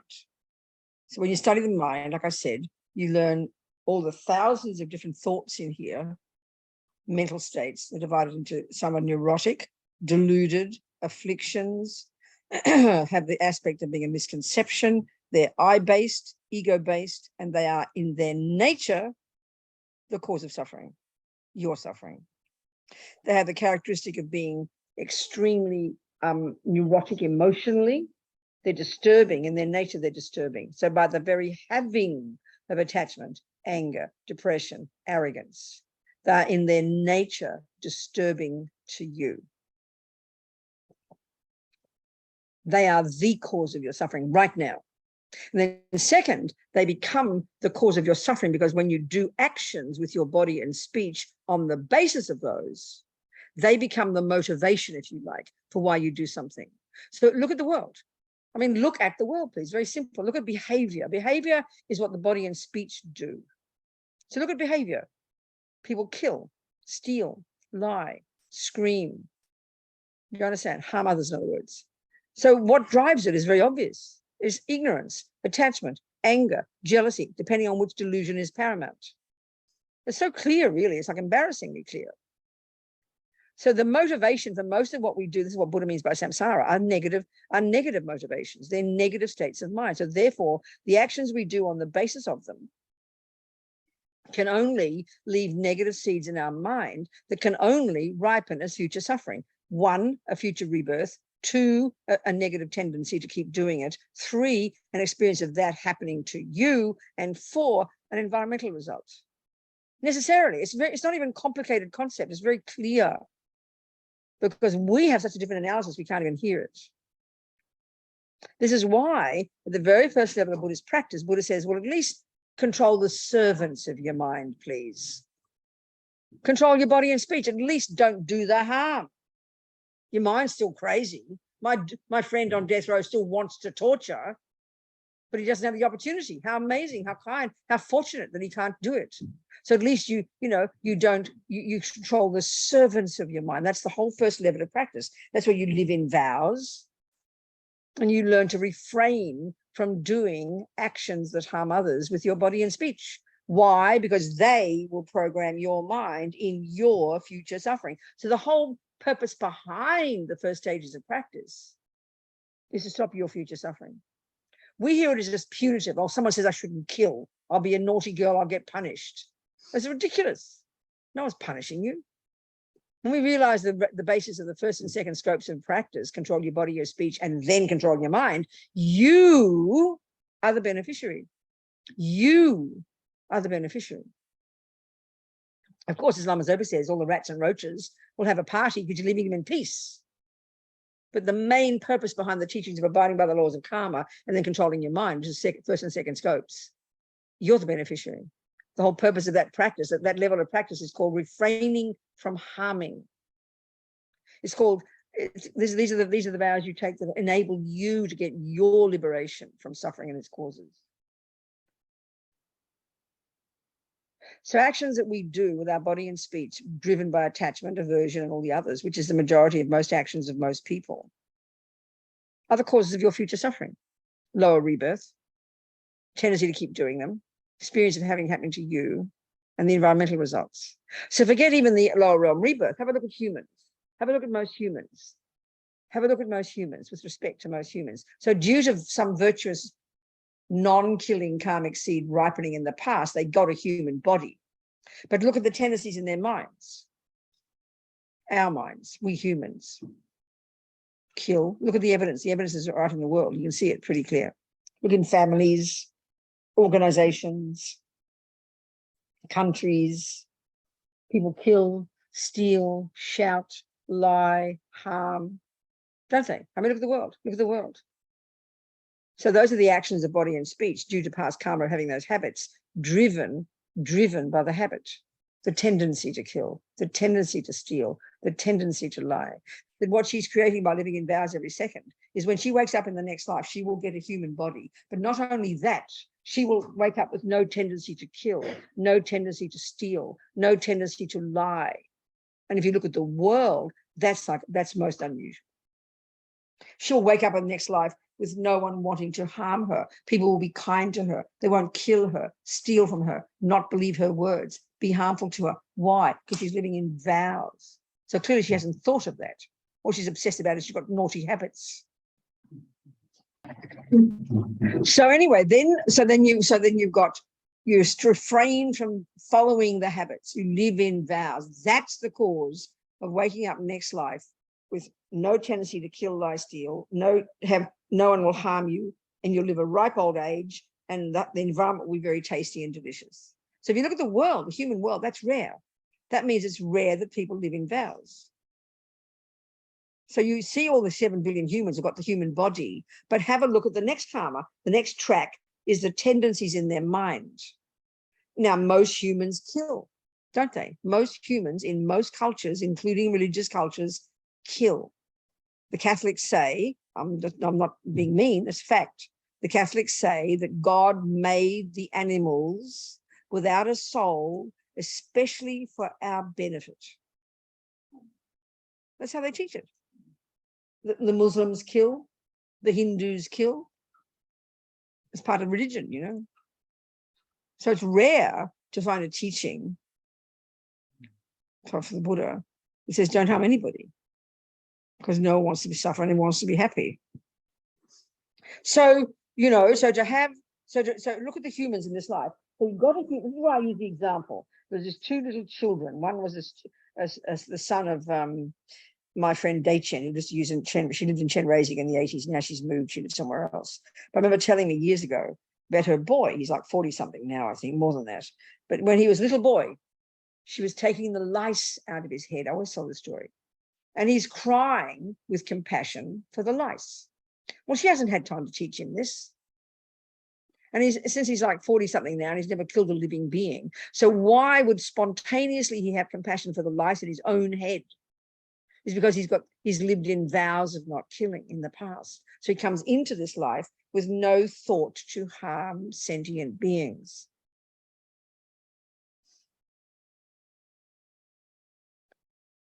The other example is a story I tell about this woman in Kopan. She came to the teachings in the 90s, and then she came to my room. She'd heard Lama Zopa talk about karma and the lower realms and things. And she was in tears. She said her boy, since he was 5, he died a few years before he was 29, and he was a fisherman. He'd been scuba diving because he loved the water. Fishermen love the water. They love fish, you know. So he was a little boy. He went fishing for the first time, and he fell in love with fishing. So they both got a human body. So the first track of karma, they both got the human body. So at the time of their past death, one of their main non-killing karmic seeds was triggered that got them a human mother. But the next difference is, look at their tendencies. So that little boy, when he met fishing, what happens is this. This is the technology of it. He's got the human body. That's one track of karma. He gets the human body. But then he's got the second track of karma, he's got a tendency to kill. But he didn't know that until he met fishing. The condition ripened, and then that triggered, it's like triggers a memory. It's like he recognizes it. So what happens is it triggers, the second he saw fishing, it triggered a really pleasant feeling. I want to go into this. This is the third category of states of mind. The first category of states of mind are the negative, neurotic, I-based, deluded, ridiculous ones that are the cause of our suffering. The second category of states of mind are the virtuous ones, love and empathy and kindness and wisdom and generosity and forgiveness, and they're our saving grace. The third category, which I said before, are neither negative nor positive. And you've got to know the meaning of this because it's very specific to Buddhist psychology. They call neutral, that confuses us. That sounds like they're not important. It doesn't mean that. It means they're not virtuous in their nature and they're not non-virtuous. So what are the examples of these? Like I said before, intention, even the bare bones volition. I will not kill. Now, right back at the 4 things that have to be in place when you do the action of non-killing. The first is there's got to be the mouse there. The second is your mind involved in it. There's 2 bits. There's more to it, but let's keep it simple. One has to be the bare bones intention. I will not kill. Now, that's neither virtuous nor non-virtuous. It's a neutral state of mind. What makes it virtuous or non-virtuous is the motivation. And they so totally come together. It's like they're one thought, but there are two pieces there. One is I will not kill, and then the other one is compassion. So the motivation is what causes the action you do of not killing to be a virtuous action and to leave a virtuous karmic seed in your bank vault. So in the case of the fisherman, so okay, the third category, in that third category, intention, attention, discrimination, concentration, mindfulness, these are all neither negative nor positive, but they're crucial states of mind. So I call them mechanics that enable you to function. But you've got to have a positive motivation to make those actions virtuous. So in that category also, this is where it really throws us, but you need to understand this, I tell you. There's another state of mind in the third category, the mechanics, and this is called simply the word feeling. Now, this is not an equivalent of what we call emotion, not like that. There are only three kinds of feeling using this analysis. Pleasant feelings, and you can have a whole range of those, from mildly pleasant to absolutely radiantly blissful and ecstatic. I mean, I haven't had any of those, but that's a possibility. And actually talks about that in his discussion about the qualities that you accomplish when you get shamatha. So, pleasant feeling, happy feeling, nice feeling, very happy feeling, ecstatic feeling, joyful feeling. They're all synonyms, and they're just levels of pleasant feelings. Can you hear this? Then you've got unpleasant feeling, very unpleasant. And another word is suffering feeling. But our problem is when we hear about suffering or we hear about happiness, they actually are, those words are actually referring to a state of mind. But because we are so addicted to believing the boyfriend is the cause of the happy feeling. So when you tell me about your happiness, tell me about your happiness, Robina. I will describe the object out there called the boyfriend, because I'm so convinced he's the cause of my happy feelings, and I even will conflate the happy feelings with the boyfriend. Are we communicating here? Feeling by definition is mental, and it's in the mind, it's sensory as well. So pleasant feeling is a state of mind. Happiness is a state of mind. And they're using the Buddhist analysis, the boyfriend is simply a catalyst that triggers in my mind a very pleasant feeling. Now, that's the story with the fisherman. Due to his past tendency to kill, which he hadn't purified, this is why he's like that. He hasn't purified it.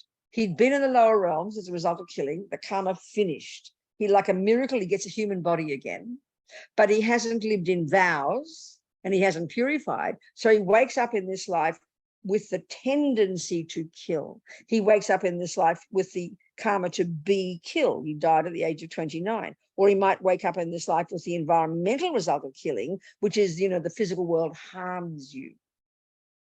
They're the three karmic results of killing. So the four karmic results of killing: one, a lower realm body. He didn't get that. He got the human one. But because he hadn't lived in vows and because he hadn't purified, he woke up in this life with lots of nice tendencies, but he woke up with a tendency to kill. This is the tragedy. Most humans kill ants, cockroaches, fish, each other. And we don't, maybe we don't like to kill humans, we call that bad, but the rest we don't call bad. So what do you think is going to be the karma that, from the habit of killing in this life? You kill all the time. What the hell do you think the karmic result is? Straight back to the lower realms, inevitably, logically. And it's not punishment. No one's doing it to you. No one's pulling the strings. There's no such concept in Buddhism. We do it to ourselves. So this is the tragedy. He meets fishing for the first time. It's like it triggers a memory. He hadn't thought of fishing until he met the fishing, right? But suddenly he sees it, and this is what happens karmically. It's in the 12 links. The next trillionth of a millisecond, it will trigger a very pleasant feeling. The strength of his habit to kill will equal the strength of the pleasant feeling that is triggered the second he saw fishing. This is the tragedy.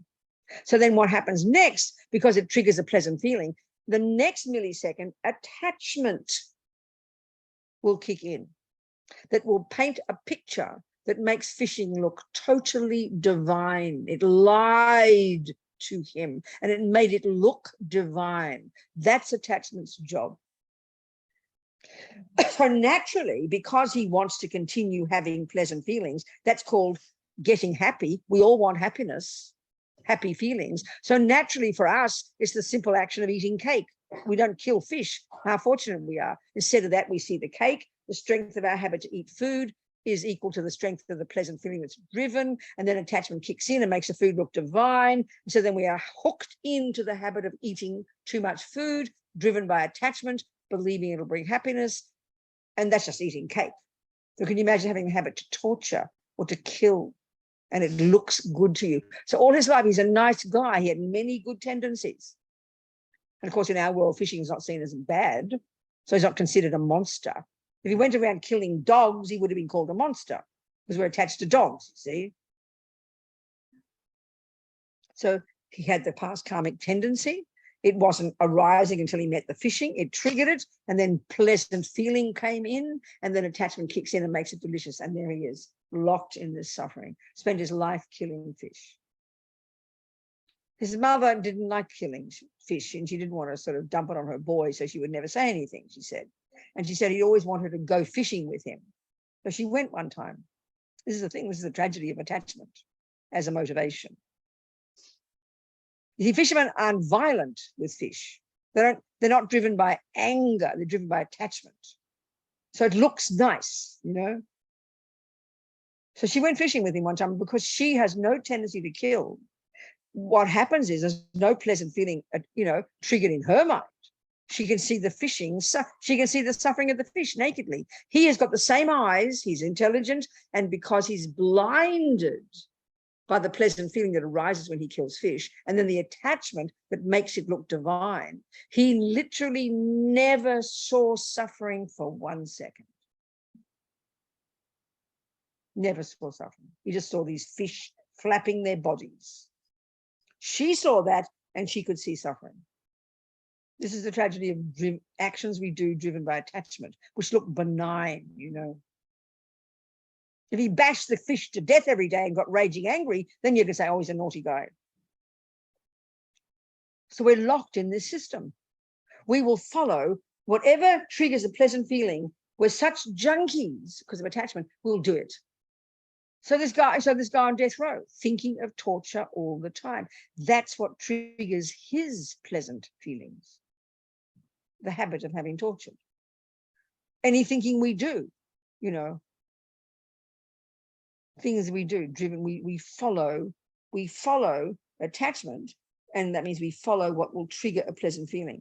Food, video games, I mean, at least those things. That's why, at least at the beginning, Buddha says, at least don't do actions that harm others, because they're the heaviest actions that will bring the heaviest suffering for you. Then you can deduce, well, I mustn't, you know, I shouldn't jump on too many bits of cake either. You kind of get the idea, you know. So the other boy never had a thought to kill because he had purified his tendency to kill by living in vows and purifying every day. So then when you know this, you'll be blissed out at your progress, and you'll be humble enough to wait for the better results. Yes, you're going to watch your mind and see your ridiculous tendencies. But when you realize the power of living in vows and the power of purifying every day, these are the techniques you should have confidence in and will make you very happy. Because without these tools, you can't get ahead. Do you understand? So I remember reading about one, I always quote this story to this Australian Australian journalist. He's dead now. He used to write the arts. He was the arts reporter for Time magazine for like 40 years, Robert Hughes. He's written quite a few books as well. And he always talked about how he was totally in love with fishing. He loved going fishing. He talked about how when he first went trout fishing, it was a cosmic experience. So what that means is his habit to kill was so intense that he got literal bliss. Do you understand? Really, really, really pleasant feelings when he killed the fish. He would write in poetic kind of ways about the joy of it was a cosmic experience, he said. In other words, because the intensity of the pleasant feeling you have is equal to the tendency of that habit, which is why most of us don't get much pleasant feelings from being kind and generous. We kind of get bored, you know. We only get pleasant feelings when we follow attachment. So you've got to wait a while before you're going to get such blissful feelings from being virtuous. It takes practice. And that's what you've got to realize. It takes time to literally get pleasant feelings when you're really joyful. When you get joyful when you're being kind and loving. You can see some people are like that. There's one woman I know who helps people. She lives in a poor place. And she's just always this beaming, happy person. You can really see her happiness comes from the habit of virtue. So it's hard work being virtuous, isn't it? It's hard work. We don't get much joy at all. It's just hard work. It's sort of like the first days at the gym. You don't get much pleasure from doing all the work. Eventually, when you're fit, you'll start to get joy from the gym. So we've got to be more patient and humble with ourselves. We're sowing future seeds for future results. We've got to have a long view. Got to have a long view, you know. Otherwise, there's no reason to have confidence. I agree with you. But if we don't understand the long-term view, which is basically this boy who didn't kill, who had compassion for these lice in his own head and has not killed anything. Not because his mother didn't teach him this. His mother didn't teach the fisherman. You come into this life programmed with your tendencies. So when you see the world, the vast majority of humans kill. So then what realm do you think they're going to get born in? Naturally, logically. It's not criticism. It's not judgment. It's not reward, not punishment. It's understanding the laws of karma. And it's the basis of having compassion for sentient beings, you know, because we're driven by our past habits. So by living in vows and purifying every day, these are stupendously powerful techniques to help you get ahead of the game, you know. And we've got to think about this. It's not evident to us.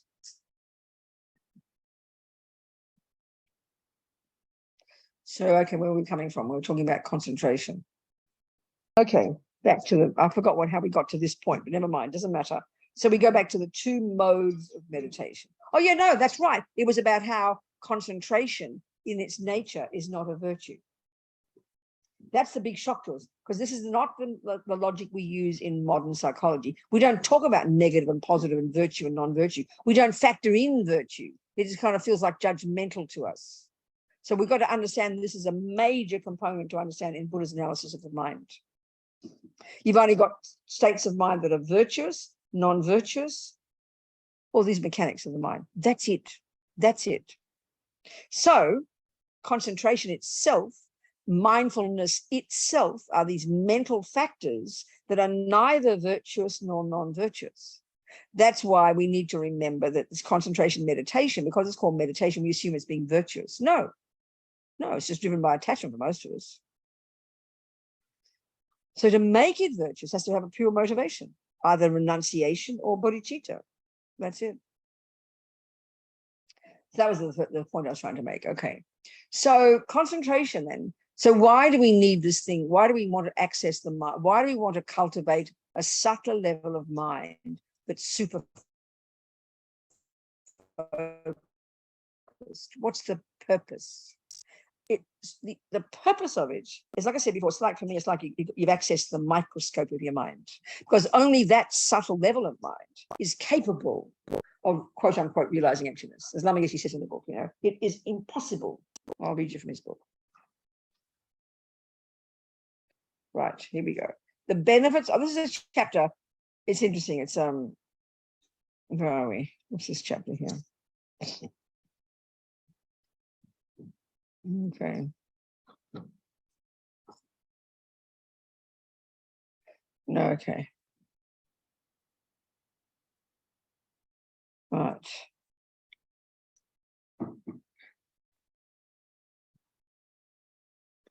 This is chapter 5, and most of the lamas don't talk like this, but Lama just always trying to encourage us to see there's some kind of tangible result. We sort of feel it's too far away and we can't see it and blah, blah, blah, you know, whatever. So the benefits of samadhi are incredible.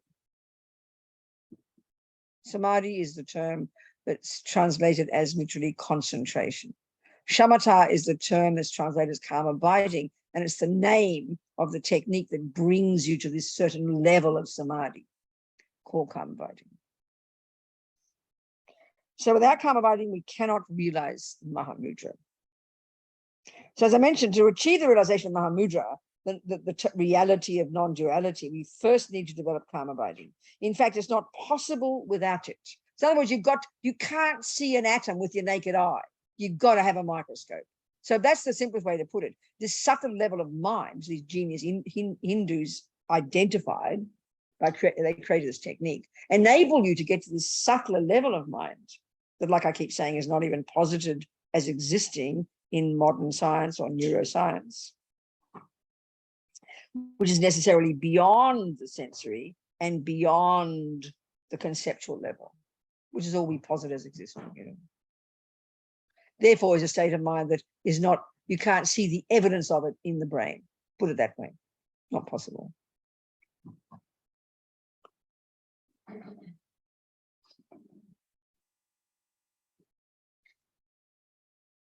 So it's difficult to realize non-duality, not because it's hiding from us. Those atoms are there, but you can't see them because you haven't accessed your subtle mind. You haven't got your microscope. But because our concepts are so thick, so we've got to go beyond the concept. That's the point. The conceptual level of mind, which is all the emotions we have and all the anger and the jealousy and the love and the kindness, they're all conceptual level, very gross. And that's a whole new discussion to understand how all the emotions we have are conceptually based. We don't think like that in our culture. That's a whole different discussion. We need to have that. So we'll discuss this as we go along. So our concepts are so thick. So we've got these conceptual states. So, okay, when you study Buddhist psychology,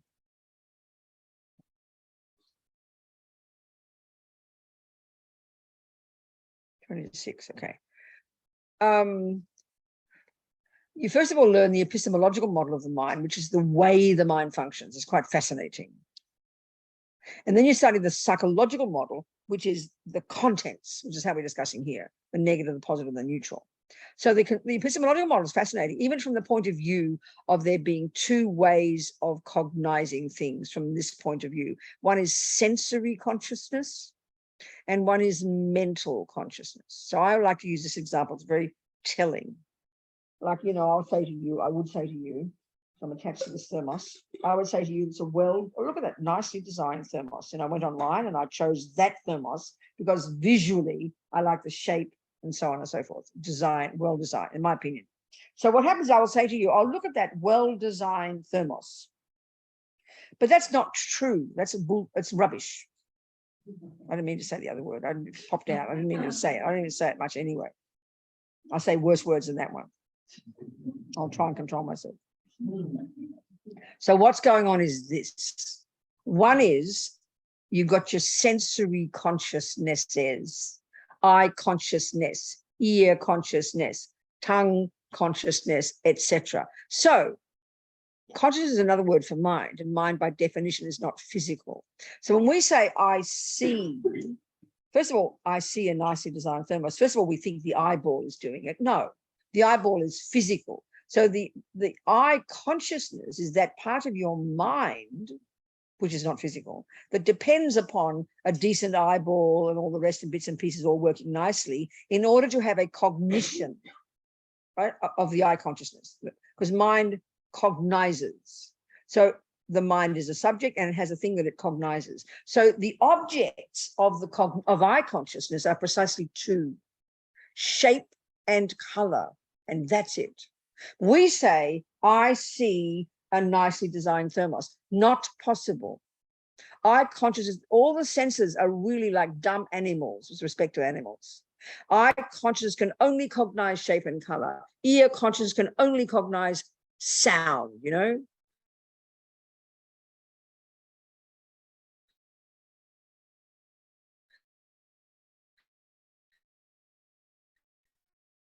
Taste consciousness can own the senses, because we assume when I see Fred, I'll go, wow, handsome Fred, you know, he's so divine looking, we'll say. Your eye conscious can't see that. But what happens is this: the millisecond I see this shape and color. What's happening? My eye consciousness is the doorway to it. And then the next trillionth of a second, my mental consciousness is accessed.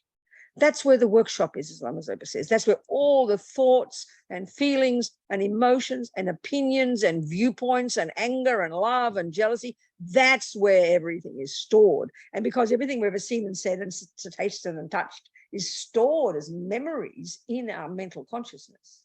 We can see, we only touch a few. I mean, we've got stuff from countless past lives in there. We can't remember 99% of them. I mean, we can't remember 99% of today. Don't worry about not remembering a past life. What a joke. Because we're not very clever, you know, our mind's limited in its capacity. So, but all the memories are stored in there. So over the years, I've built up certain tastes, certain decisions of what I think is nicely designed. So a nicely designed thermos is not the object of eye consciousness. It's the object of my concepts. So the millisecond after the eye consciousness has seen this shape and color, in that millisecond, quicker than Google, and I really mean it, your mental consciousness is accessed, and then up comes my opinion. What a nicely designed thermos. That's how we are perceiving the world all the time. We lie to ourselves and think we're seeing things through our senses. The senses are dumb animals. So we lie to ourselves. Oh, she's so beautiful. He's so ugly. It's nice. It's good. It's mental concepts. They're opinions that we have got depending on our tendencies. And this should be very sobering. We give all this power to the body, you know. We make the body the boss, as Lama Yeshe puts it. But the senses are limited, but we totally rely upon them. We judge our experiences of happiness and suffering based on the senses. It's so misleading, you know. So they're completely different in their function. Sensory and mental, completely different. We assume they're the same thing. We don't even distinguish, you know. So the mental consciousness, so then now we look at the mental consciousness, looking how it functions. You've got two levels of cognition. One is called conceptual and one is called perception. Now that word's a common English word, but in Buddhist psychology, it's very precisely used to refer to a subtle level of cognition that's non-conceptual. We don't even posit such a level of cognition in modern psychology. And you only have perception in a mental state in subtle meditation, where you're beyond the conceptual. We live at the level of conceptuality, which is a really gross level of cognition. It's like you only know about things. You don't have a direct cognition of anything. It's a very abstract idea, but it's fascinating when you study it. So we live at a conceptual level, and we have otherwise all these thoughts and opinions and viewpoints. So anger basically is a viewpoint. He is ugly. He's the cause of my suffering. She is delicious. She's the cause of my happiness. They're stories we make up based on our karmic tendencies, you know, and we believe they're true. So the more we understand this, that all these emotions like attachment and anger are conceptually based, the trouble is the more we can be able to understand emptiness, how, you know, we can start to unpack the misconception of ego grasping. Because we live at the level of conceptuality, which is shocking to us because we think we have conceptions and then we have emotions. But all emotions are conceptually based. And when we can begin to understand this as a revelation. So why are they emotional? Is because they're habits, that's all. You know, basically anger is the response when attachment doesn't get what it wants, and attachment drives us. So, you know, when you've got a tendency to be angry and you get the cake you didn't order, you're full of attachment, expecting this delicious chocolate cake, building up the story in your mind, anticipating it. The more you're attached to the idea of it, the more anticipating the chocolate cake, the more upset you will get when the carrot cake comes, isn't it? That's what aversion is. Oh, I'm upset. Upset, frustrated, annoyed are mild versions of anger. How dare I order chocolate cake? So that's an opinion. It's a viewpoint.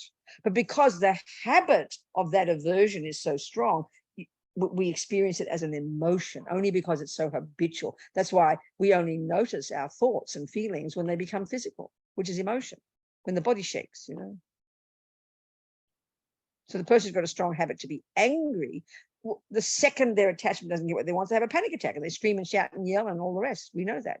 But we think that's anger. No, that's just the body. The anger is a conceptual story in their mind that's very programmed. So now so strongly that it impacts upon the body. And our tragedy is in our culture, we only notice what we're thinking and feeling when the body feels something. So it's really gross, you know. That's why a person who's got depression, which is internalized aversion, they only notice they're depressed when you can't get out of bed one morning and your body is inert. So we only notice what we're thinking and feeling when the body feels it, which is the grossest level. And what Buddha's giving us is these techniques of concentration and meditation that enable us to go beyond the concept, beyond the body and the emotional component, to get to hear the conceptual stories that inform the emotions. That's when we're really on the case with Buddhist psychology, because anger is a conceptual story.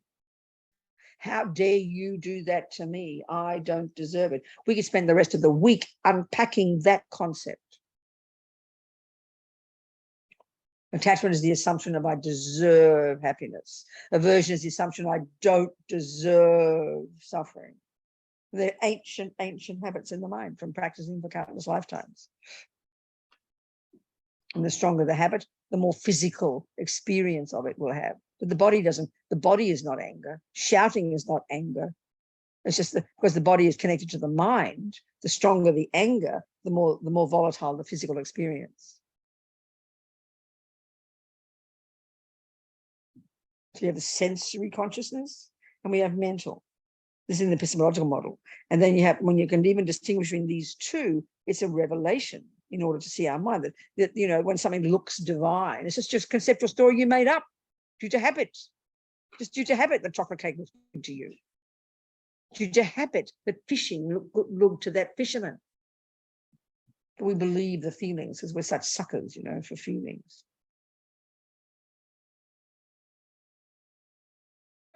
Yes, having the wisdom to interpret, having the wisdom to analyze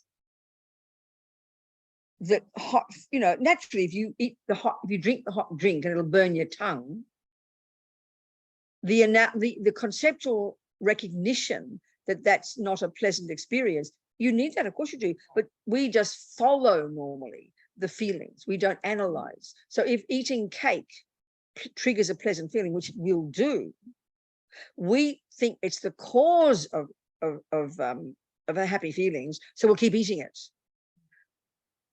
That's just, so that doesn't mean you don't see you use your intelligence and know driving too fast will kill you and eating hot food will, but that's an intelligence. That's not necessary to have aversion or attachment. Aversion and attachment are just delusions. Conceptual is a series of thoughts about something.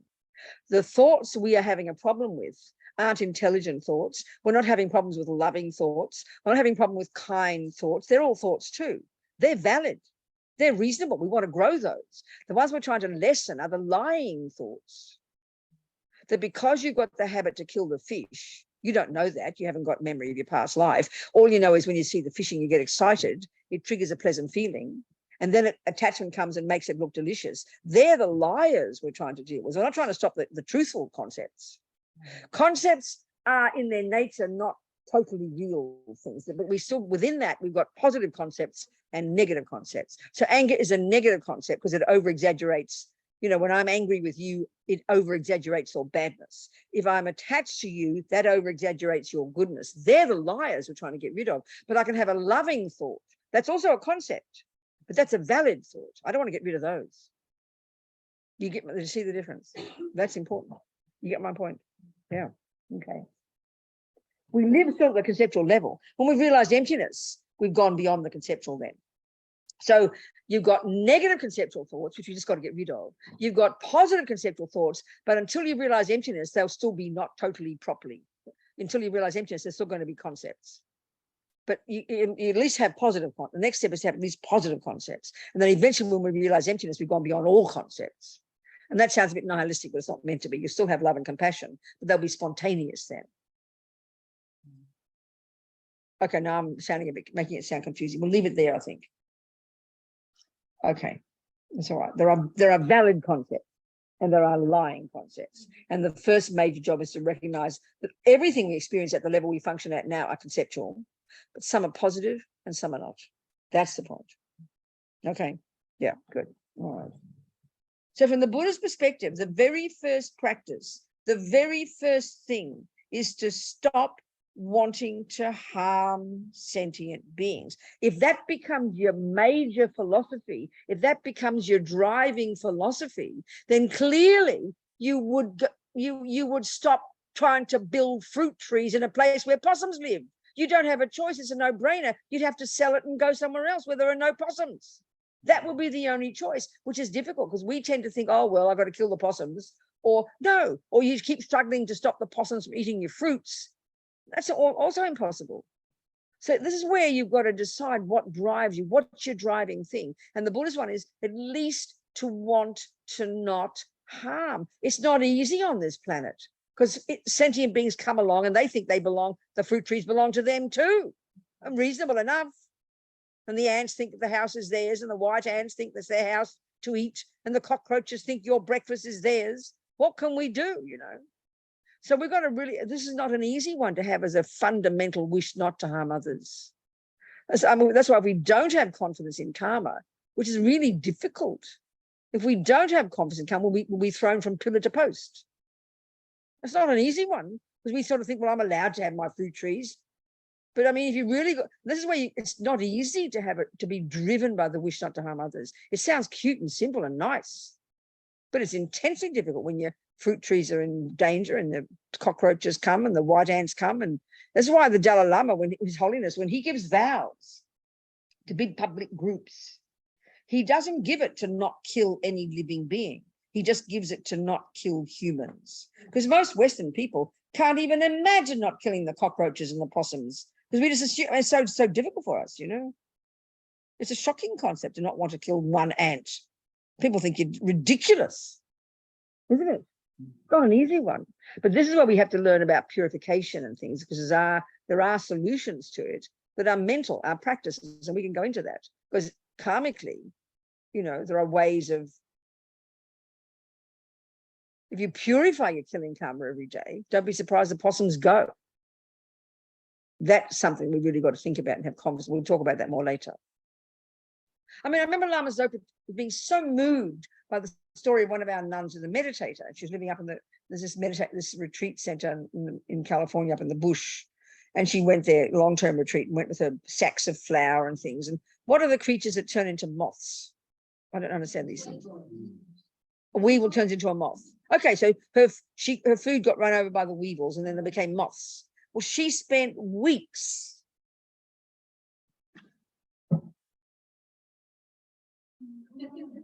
and then letting it, releasing it. Weeks, one moth at a time. So now that's impressive. But most people go, one moth is okay, 6 moths is okay, but excuse me, I can't help it. So really, if you really got compassion, the bodhisattvas would be happy to hand. I mean, as Lama Zopa says, if you want to, you know, a mosquito only wants one tiny, tiny drop of your precious blood. So, I mean, this is outrageous thinking. They actually give your body to the vice, give your body to the mozzies. So you do your best, darling, and you're not to get fundamentalist about it, not to freak out about it, to do our best. So if you can release the lice without killing them, then if you're really sincere in your wish, there's no harm in attempting, trying your best. I mean, you could argue that if you really are moral and kind, sort of like you never eat sugar, is it okay to eat sugar occasionally? So clearly not eating sugar all the time will definitely impact on the sugar will happen. It won't be too severe, but try not to think like that. That's sort of like you're trying to get off the hook, you know. Am I allowed to kill 5 lice? I've been a good girl. You're the boss, baby. Think about karma. Do your best. Be reasonable. Have compassion. And that's why living in vows and purification every day will prevent you. This is the thing we have to talk about this more. It's not set in stone, you know, that you have to, it's due to karma that you meet sentient beings like the possums and the lice. Due to our karma with them, that we meet them. Some people never meet any lice. I've never met a louse yet. Do you understand? So due to karma, you might not meet lice. I've never had possums eating my fruit. That's because I don't grow fruit. That's for sure. So it's interdependence. We have to think about that. So we'll discuss it all later. It's time for dinner or something. Yes, it is. Okay, Petals, thank you. So we just dedicate this. We'll just think, just in a very natural way, think, here we've been this last few hours all day, as many thoughts as we've had, as many karmic seeds we've planted, necessarily, so be delighted. And may we nourish these seeds with our virtue and our goodness from this moment so that we do develop our marvelous potential, so we do realize emptiness, so we can become a Buddha, so we can benefit sentient beings. Jangtrub, Semtrog, Rinpoche, Ma Kepanam Keguchig, Kepanyam Mepa, Yang Gong Ne Gondu, Pabashog. That's it.